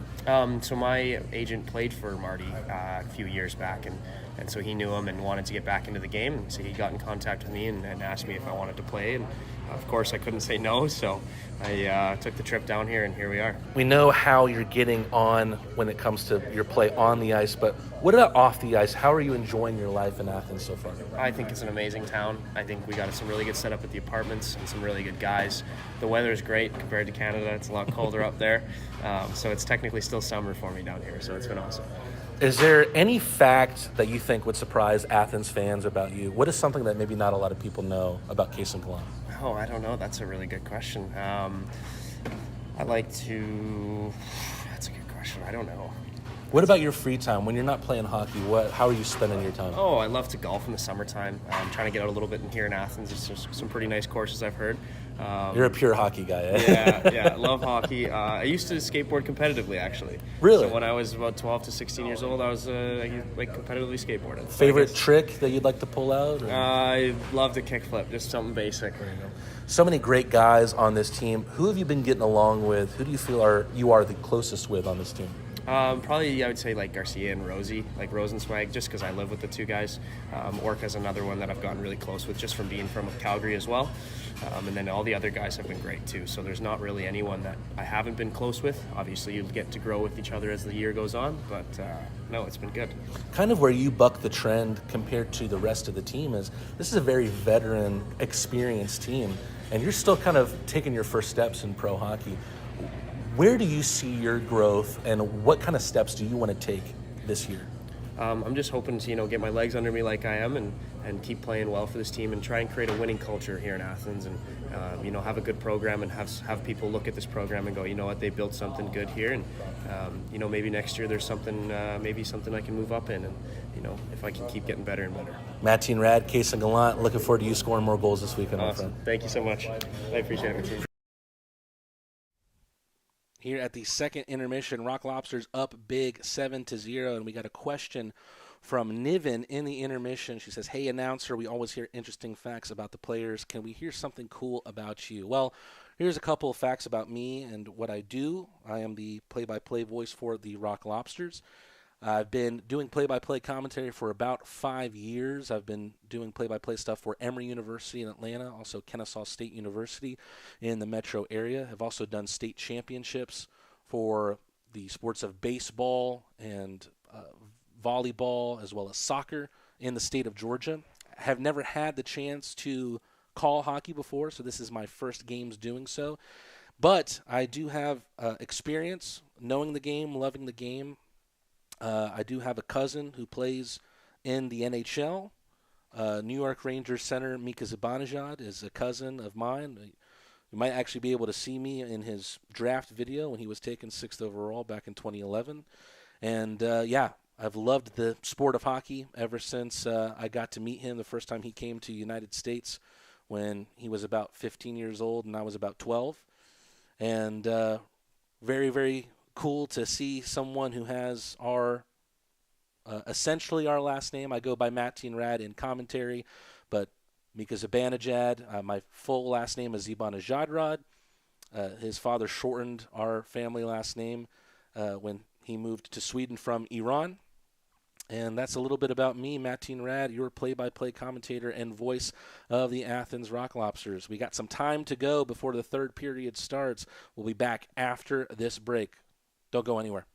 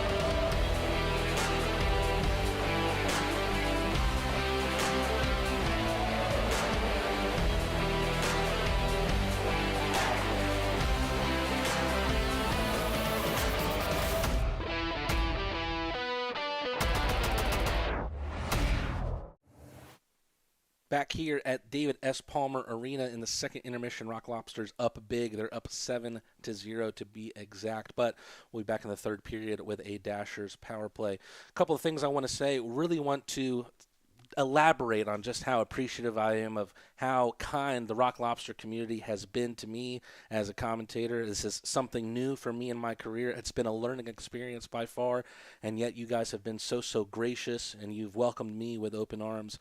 I can't thank you enough for having done so and having this been such an exhilarating start to my time calling hockey and calling hockey for the Athens Rock Lobsters. Secondly, I want to take a moment to have a somber moment. Someone that was very, very close to me Amir Abdur-Rahim was the men's basketball coach at Kennesaw State University. He unfortunately, sadly, passed away at the young age of 43 years old in Tampa, Florida, after having some difficulties with a procedure that he was having.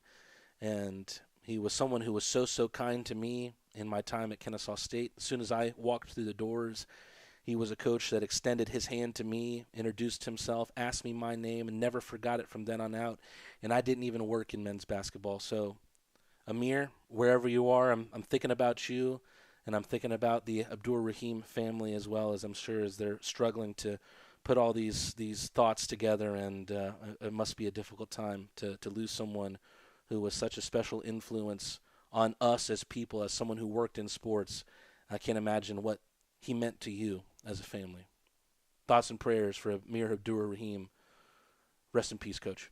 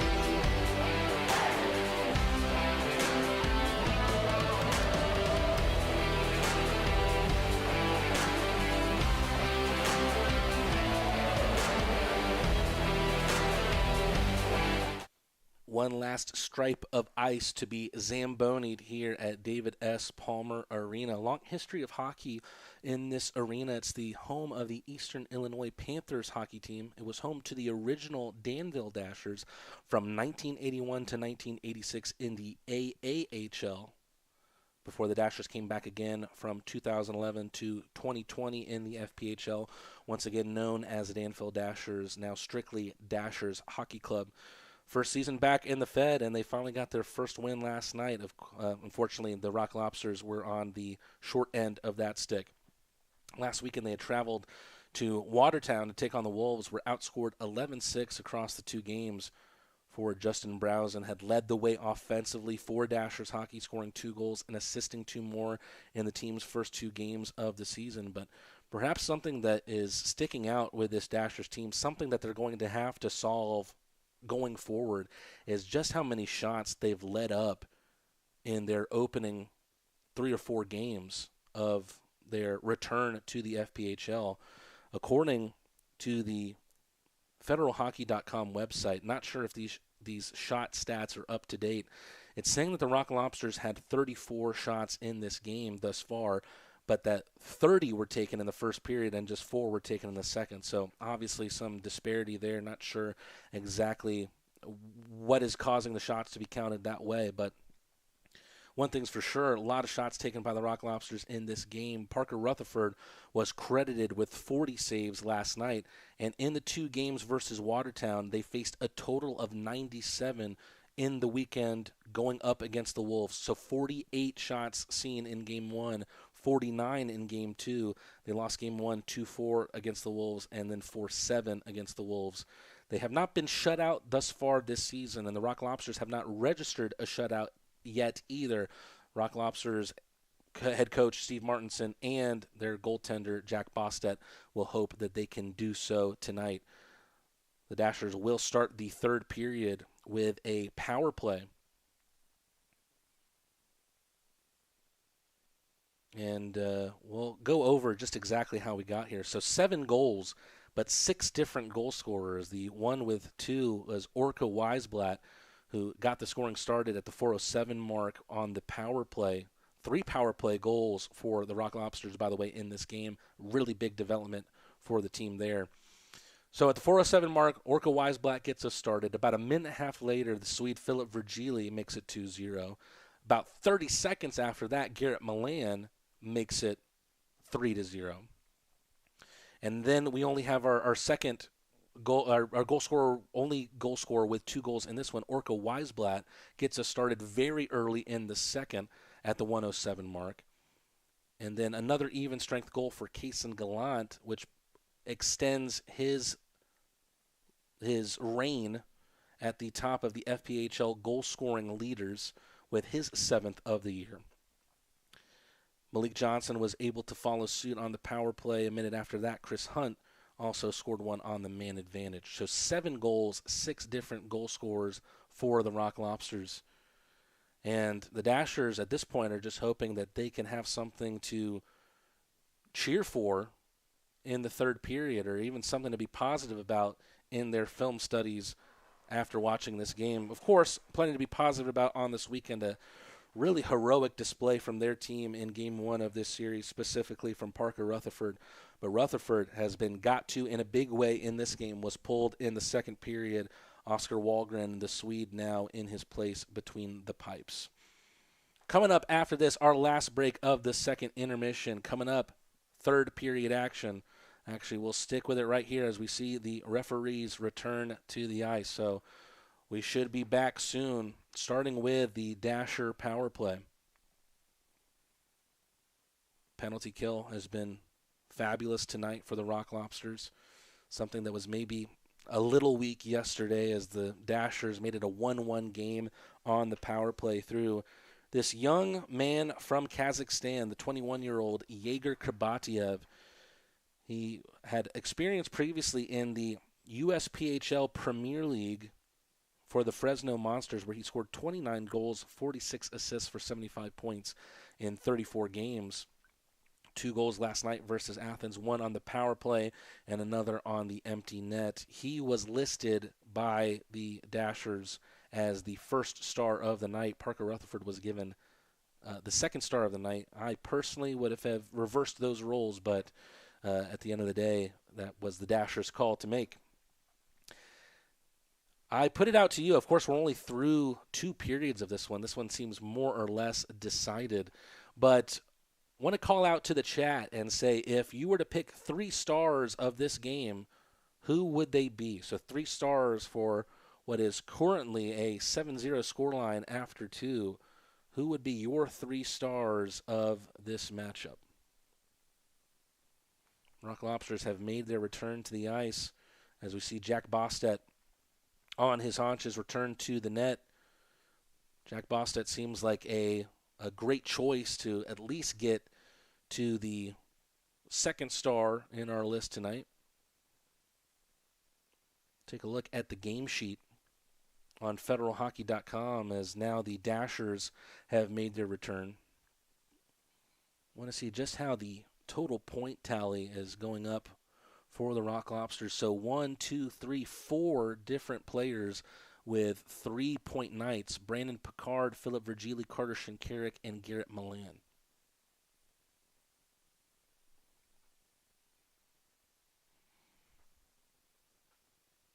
We'll reset our clock at 20 minutes. Time for the third period. Still a Rock Lobster in the lobster tank as the Dashers are on the man advantage.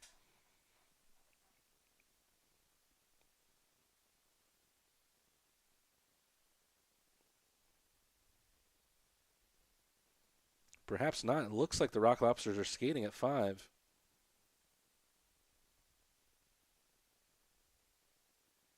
And the puck is dropped on the third. We see someone in the penalty box there, so interestingly enough. And it starts with a great opportunity for Justin Portillo, who's being deployed on the first line now. And we've got an offside call in the first 18 seconds. Let's take a look at the penalty summary to see what exactly it is we missed.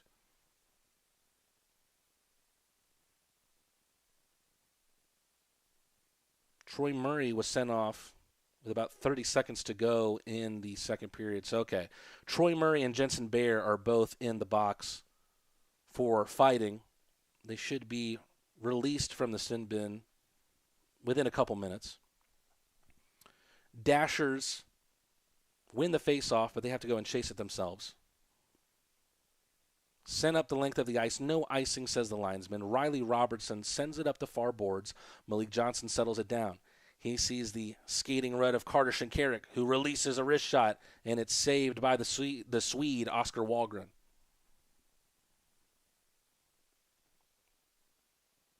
So it's interesting to see just how aggressive the Rock Lobsters are staying in this game despite being up 7-0.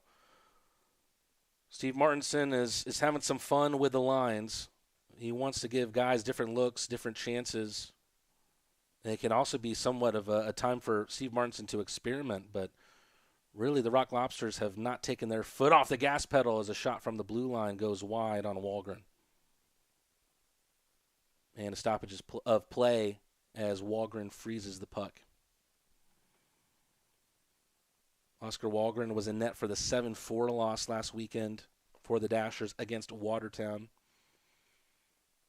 Had his first year of pro hockey last year as he played 3 games for the Port Huron Prowlers, where he was 2-1-0.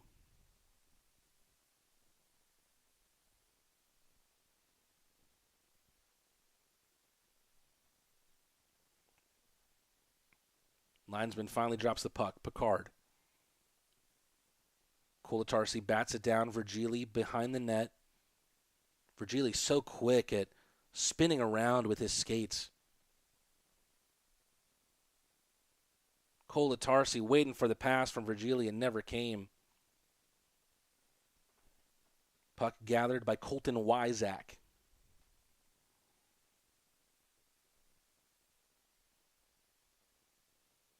Puck sent, banked off the Dasher bench. Brandon Picard gets there first. He felt like his stick got held. No call there. Has a chance as a puck was loose on the quick turnaround shot from Picard. And the icing stops the clock as Justin Movali gets to the puck first. Justin Movali played college hockey at Lebanon Valley College and Framingham State in Massachusetts. Has played in the Fed the last 2 years as a Carolina Thunderbird last year and a Delaware Thunder the year before.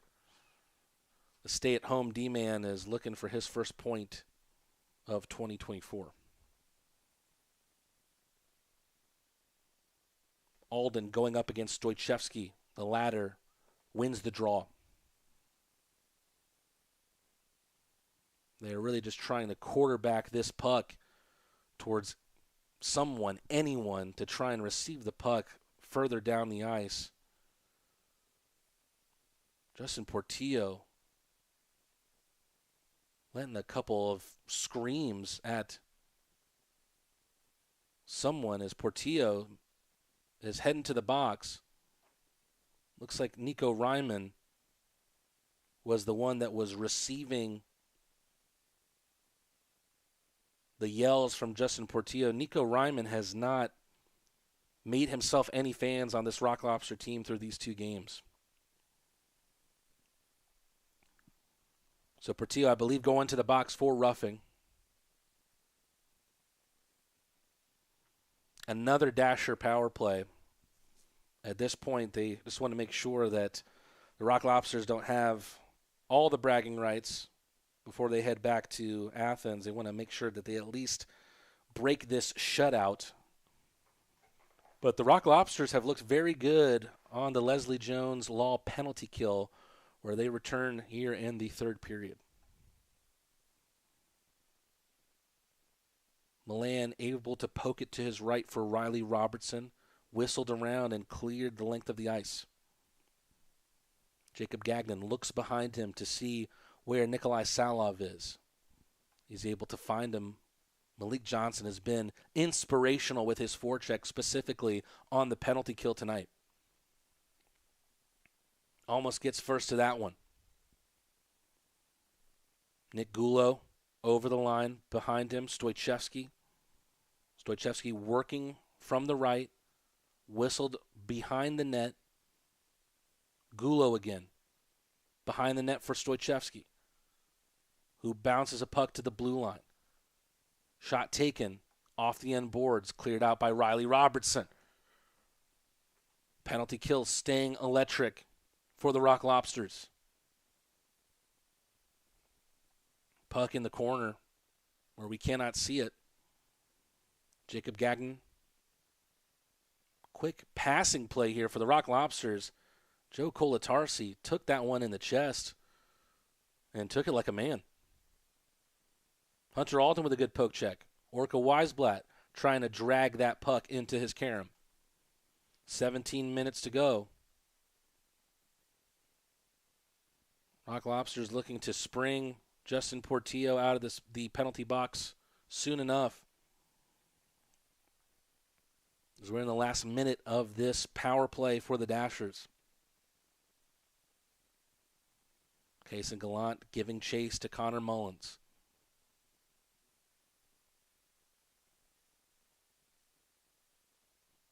Dashers cannot get a clean entry, and they haven't been able to do so all night long. Wahlgren leaves it for a teammate. It's Lester Brown, the Dutchman, who takes a half a hip check from Ocean Weisblatt. Guess who's free from the box? Justin Portillo.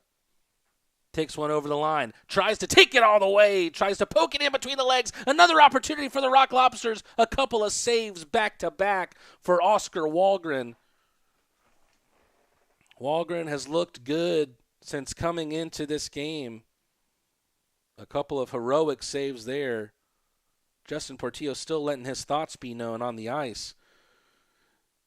Justin Portillo is a tough customer, to say the least. He was almost playing his part as a tough customer offensively as well. He was looking to go 5-hole on the 25-year-old goaltender, Oscar Wahlgren. 4 minutes passed in this 3rd period.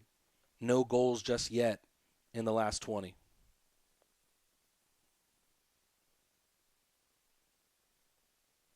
Someone down at center ice. It looks like it's the man from Japan, Yosuke Jamanji. Troy Murray now makes his way back to the bench. Loses his stick temporarily. So now Troy Murray available to play after the fighting major that he took late on in the 2nd period.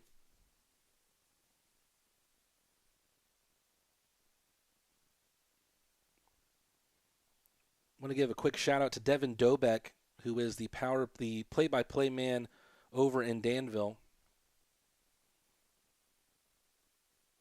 He's not had a lot of help to try and get his call up on the air, and Carter Shinkarik has seen 6 of his teammates on the scoring summary tonight. He wants to get in on the action. Such an interesting story is Carter Shinkarik, the second most senior player on this Rock Lobster team behind only Garrett Milan, the first selection in the FPHL expansion draft. He's played as a forward. He's played as a D-man in this league. And Steve Martinson had a conversation with him about what he believes the man from Langley, British Columbia, can do this year. He said, I believe that you can be a scoring leader from the defensive position. And Shinkarik looks very, very capable of doing that. Now has more than 10 points to his name on the season. Up this near side. A little stumble. Movali able to recover. Ocean Weisblatt backhands it over to Matt Garcia. Pardon me. Ocean Weisblatt gets intercepted. Dashers looking for their first of the night. They finally have it. The veteran, Justin Browsen, gets the 206th goal of his FPHL career. Big man standing at 6'1", and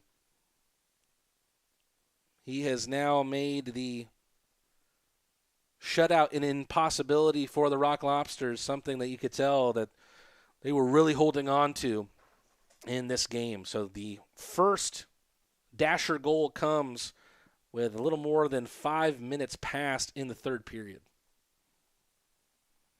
Milan wins the draw. Robertson, a big, big man himself at 6'6".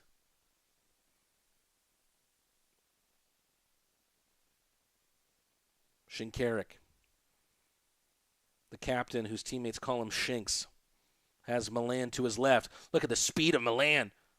Looking for a cross ice pass lateral to try and find a play to put one past Walgren. Orca Weisblatt with a wrister. Malik Johnson gets there first. Johnson back for Robertson. And too far back for Robertson. Orca Weisblatt with the re-entry. Shinkarik bats it down. Look at the skating skill of Carter Shinkarik. Onto his forehand. Backhands it over to Milan. Malik Johnson was waiting for the pass. It never came to him. Troy Murray. Carter Shinkarik. Quick pass up the ice to Orca Weisblatt, who tries to split two defenders, ends up getting dispossessed. A long floater of a play, and Carter Shinkarik takes down Yegor Kurbatiev. I'm not seeing a hand up, so unsure if this is a penalty yet.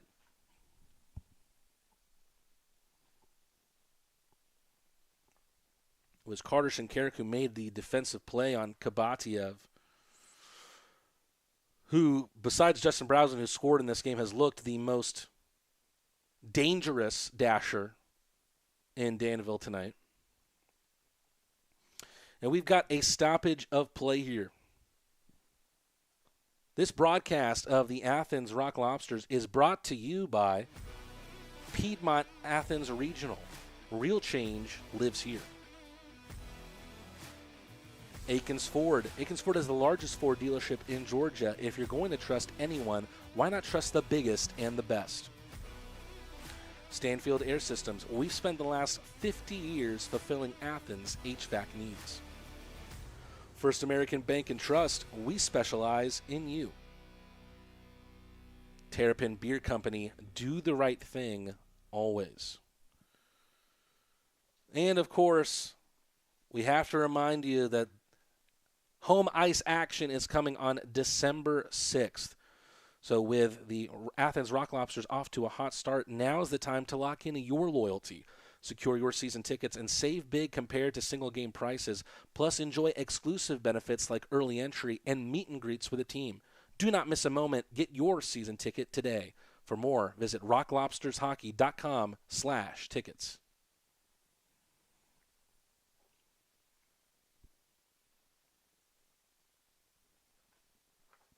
Dashers hoping to get a little more to go their way after finding their first goal in this matchup through Justin Browsen. Instead, here come the Rock Lobsters up the left-hand side. Picard tries to make a block on the clearance. He gets the pass back from Murray. Over to his right is Virgili. Once again, we're seeing that centrifugal energy from Philip Virgili. Feels like he could spin on the ice for forever. Looks like he's on a hoverboard. Some action behind the net. Virgili getting tied up by Nico Ryman. I have a feeling that the battle between Nico Ryman and the bruisers of the Athens Rock Lobsters, that battle might not be over tonight. Virgili leaves it for Gallant. Tries to return the favor. Gallant ends up getting dispossessed. Joe Colatarsi with a heavy hit on the far boards. Troy Murray plays the puck quickly, maybe a little too quickly. Gagnon over to Regala into the zone, and looks like we've got a penalty here. Someone was tied up, and now Portillo getting in the face of Trey Fisher. Looks like Joe Colatarsi on one knee.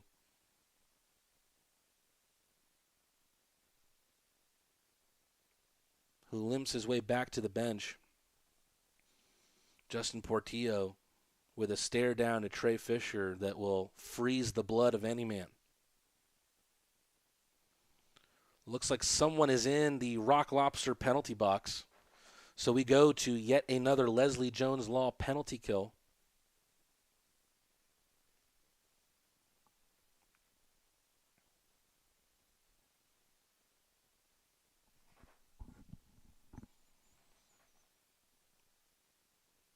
The Dashers with plenty of opportunities on the power play tonight. It's probably too little too late.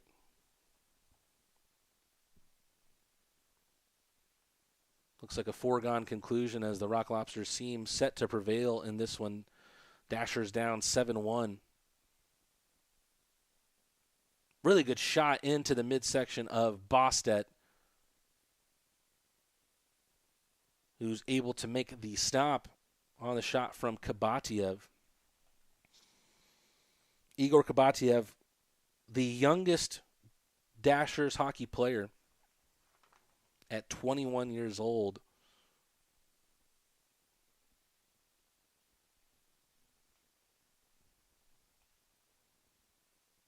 That one needs to be gathered by the hand of Justin Browson, who's the lone Dasher goal scorer in this game. Here come the Rock Lobsters. Garrett Milan,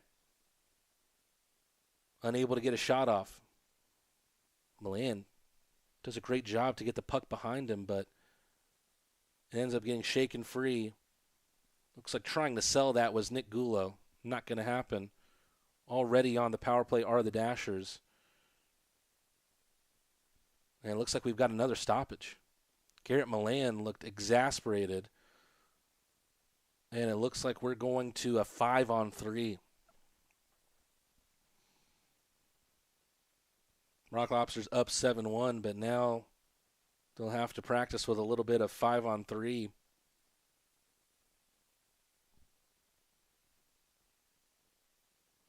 Let's see what this three-man unit looks like. It's Philip Virgili, the lone forward, with a deep pair of Joe Colatarsi and Riley Robertson.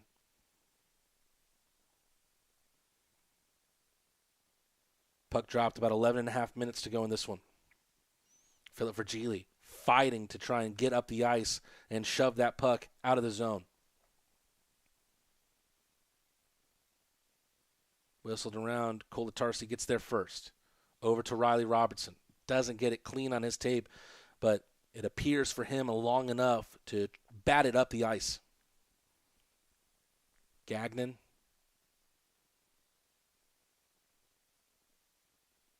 Almost gets hip checked as Nikolai Salov. Really good pass, really good shot.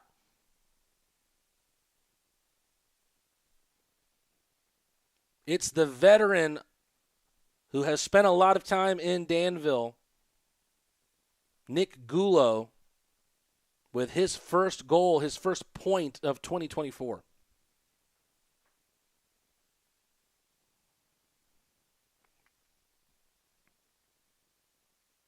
So now the Rock Lobsters will remain on the penalty kill,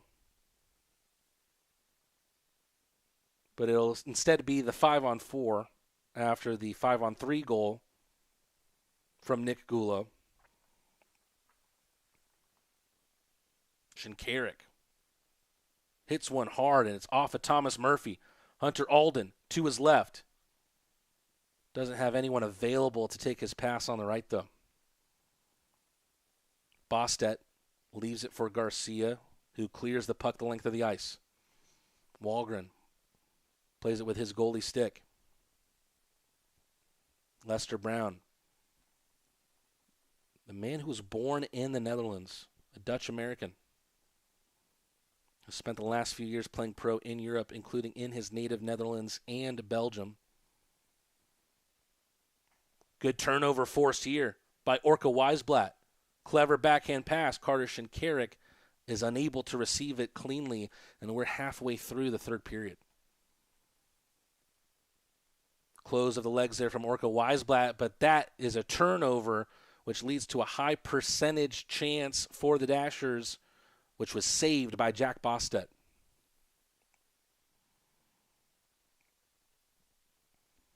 Two goals scored in this third period, both by the team from Danville, Illinois. And we have a chance to tell you once again about our auction of the week. Rock Lobster fans, it's not too late to own a piece of hockey history. Head on over to fans.winwithdash.com. That's fans.winwithdash.com and search the Athens Rock Lobsters, or head on over to the Athens Rock Lobster Facebook page to learn how you can bid on autographed collectibles that you can't find anywhere else. Don't miss out on your chance to win an autographed training camp t-shirt that says Athens versus everybody. That auction ends Sunday at 6 p.m. Also have an opportunity to thank a little bit more of our partners. A big thank you to Athens Area Urology. You're in good hands with Athens Area Urology. Plumber Pro, Hospitality South, Athens Coca-Cola Bottling Company, Classic City Flats, the home of the Rock Lobsters, Harmon Enterprises, Roto-Rooter, Aero Exterminators, Northeast Distributing Company, Aegis Trust Company, De Palma's Italian Cafe, Leslie Jones Law, the sponsor of our penalty kill, Porterhouse Grill, Farm Burger, Fox's Pizza, and 23 Design.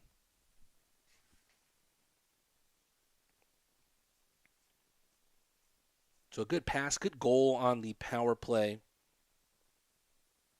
for the Dashers. We talked about how they were looking for something to cheer for. They found it in the third period. A little bit too little too late, as they are still down 7-2 here in the third. And if stats are to be believed, the Rock Lobsters have registered 48 shots in this game. Johnson thinks better of it, turns himself back around. Tries to get on the end of a clearance. Able to use that forecheck to his advantage once again. Malik Johnson able to get the puck over to Orca Weisblatt, but just not enough numbers. But the forecheck pays off once again for Malik Johnson. Malik Johnson has scored in this game, but the scoring summary won't reflect just how tenacious he's been in his play tonight.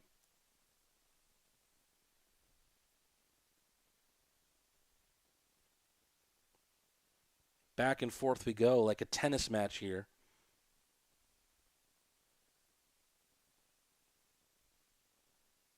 As we appear to be at even strength now. That puck bounces into the corner.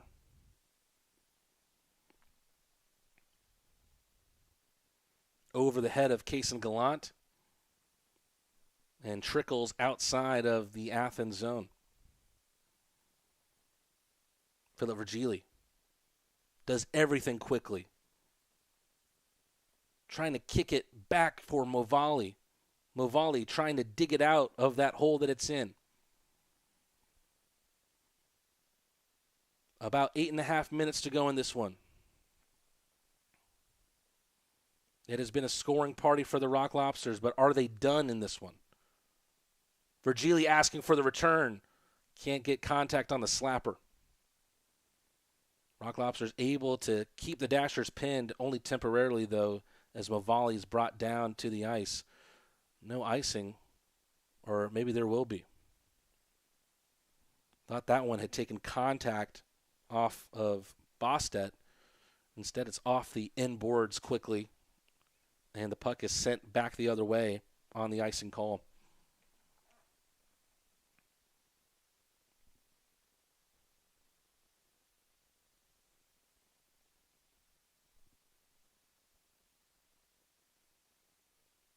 That one skips past Riley Robertson.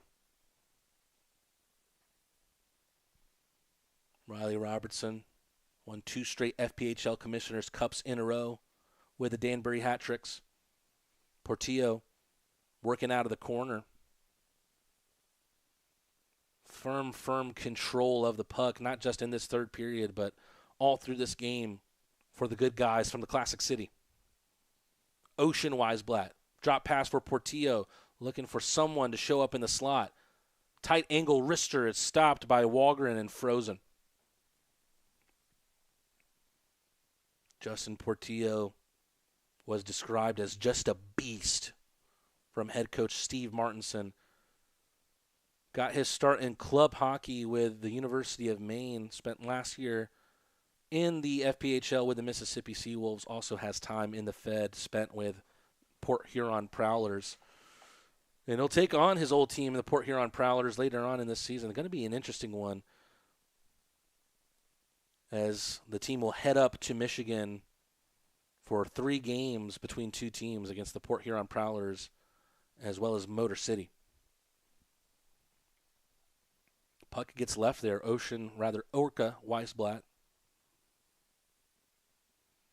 Orca and Ocean seem like 2 players that were made to play on the Rock Lobsters with some nautical first names. Touched on them earlier in their experience growing up playing hockey with one another. As we see Orca with a clever pass to his left for Garrett Milan. We are still yet to see a hat trick for the Rock Lobsters this season. And only one player on a hat trick right now is Orca Weisblatt. As we were touching on, we talked about Orca Weisblatt growing up, along with his brother Ocean, being the children of deaf adults. Because of that, Orca and Ocean both fluent in ASL, American Sign Language. Good dispossession there from Brandon Picard. Has played a great 2-way game tonight. Shot comes in from the line. Puck is loose, out in front of the net. Justin Portillo, with the A on the front of his shirt, is able to get the puck out of the area behind the Dashers' net. Here he is again. Backhands it back into that area. Touch pass from Brandon Picard from Chris Hunt. Colatarsi back up to Picard, leaves it for Portillo. Portillo battling in the corner. Chris Hunt's also there. The Dashers are the ones that are able to dash away with the puck. Justin Mavali makes a step up and is able to get that puck back inside. Connor Mullins with a shrug looking for some movement. The puck progressing has just not happened for Danville in this game. And the Rock Lobsters had more opportunities than the Dashers last night as well, but there's just been a much greater disparity in how those 2 teams were able to take their chances night and day from game 1 to game 2. The way this game is being played right now, it looks like both teams looking for the final whistle. A lot of uninterrupted play with 5 minutes left to go in this matchup. Back over to Alden. Could there be another one here? Just missing is Philip Virgili. Carter Shinkarik has it back on his blade. Nico Ryman forces Bostedt to play the puck. Wheeling around the net, Troy Murray sends it long for Virgili. Almost has it in his grasp. Hunter Alden coming over to help out.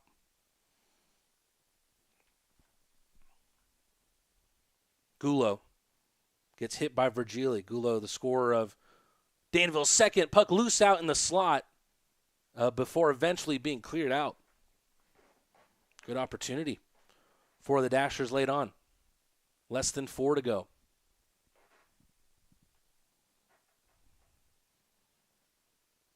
Puck rifled up the near glass. Getting the bounce is Stoichevsky. Rock Lobsters, Milan with the banker to Malik Johnson. Makes a U-turn and creates an opportunity for the other team, Jacob Gagnon. Milan over the line. Robertson, rather Murray, over to Weisblatt. Right in the face of Milan. Luckily, I think that one was off the helmet. Goodness gracious, almost took a pass from his own teammate to the face.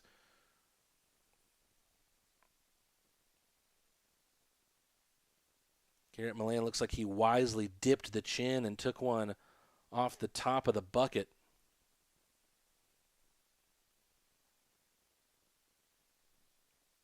A lot of long passes in the late stages of this game. Riley Robertson whiffs on it the first time, gets it right the second time around. Portillo attempts the poke check. Dashers send it long once again, and we've got an icing. So we've really just whistled through the last 4 or 5 minutes of this game.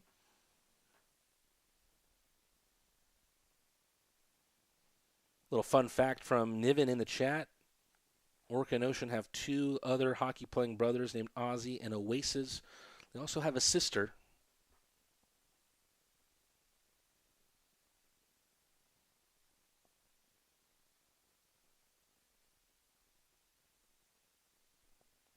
Got a stoppage of play here late on. About 2.5 minutes to go in the third period as the Rock Lobsters look like they are edging ever closer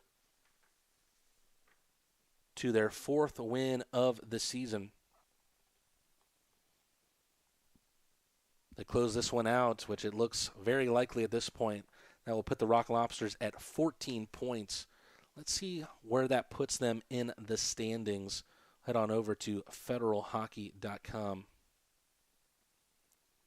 Taking a quick look at the standings, specifically in the Continental Division. The Rock Lobsters will be in the lead with 14 points. Baton Rouge came into today with 9 points in second place. We'll see if we have a score for their game. Baton Rouge have won on a shootout against the Mississippi Seawolves tonight. So that'll be 2 points instead of 3 points for the Zydeco. So that puts them currently level with the Rock Lobsters at 11 points, but it looks like Athens is heading to a 14-point tally with a win in this one. Danville currently placing in 5th in the Empire Division, the other division of the FPHL. And we're back underway here in the third. Almost looked like the linesman wanted to play that puck. Colatarsi. Really, you have to highlight the play of the D core today. They've just been calming every time that they have gotten on the end of the puck. Clever from Brandon Picard, just couldn't drag that through the 5-hole of Wahlgren. Wahlgren, you have to give him props. He's been somewhat of a wall in this game. He's stopped every shot that he's seen thus far. Rutherford at fault for all 7 goals in this game. Connor Mullins with a couple cross checks into the body of Matt Garcia, who deals with him well.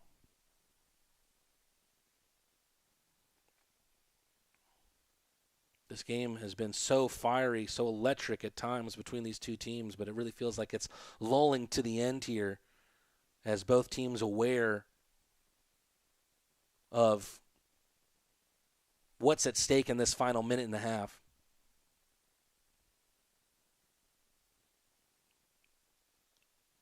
Anything will be considered stat padding from the other team if it's scored by the Rock Lobsters, as we have a stoppage here on the near boards. Anything scored by the Dashers late on will be considered consolation. Looks like the referees just lost sight of the puck. So we'll have a face-off here in the near face-off circle. We believe about 1:15 to go.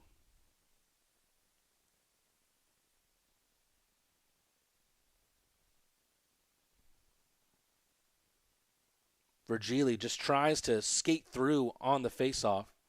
He meets a roadblock. Regala up the near boards, helped on its way by Stoichevsky. Movali to his right has Virgili sent back behind the net for Carter Shinkarik. Shinkarik also has to fight off the linesman. Believe there's less than a minute to go here. Gallant, Alden, Virgili, Gallant, wrist pass over to Hunter Alden, and a great save, perhaps the best of the night by a Dasher for Oscar Walgren, as he was moved west to east on a great pass from Kaysen Gallant to Hunter Alden.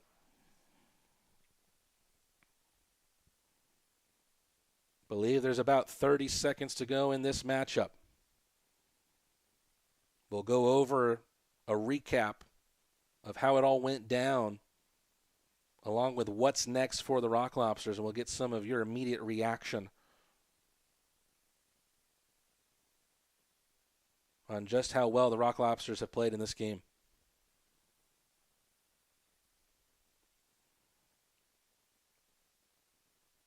The distinct body language of a game that's coming to an end. And that's going to do it. Rock Lobsters secure a 7-2 victory to put them at 14 points on the season. That puts them at 5-1 on the year. So looking to start yet another winning streak after dropping their first game last night against the Dashers. They take a 7-2 victory into the next matchup, which the Rock Lobsters will travel back to Monroe to take on the Moccasins with a game on Halloween at 7:30 p.m. Eastern Time, and then back on Saturday, so Thursday and Saturday, the Saturday game taking place at 8 p.m. Eastern. So we're going to go, as the stream has been ending early, as it did last night for Danville. So we're going to put up a quick thing that just says we'll be right back, but we're still talking to you here. Don't go anywhere.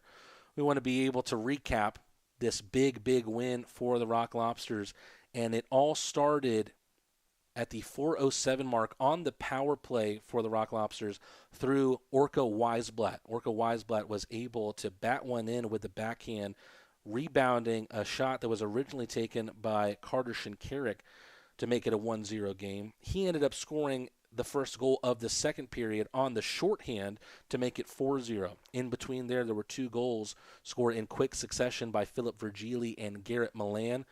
And then Kaysen Gallant extended his helm at the leaderboards of the FPHL goal-scoring leaders with his 7th of the year to make it 5-0.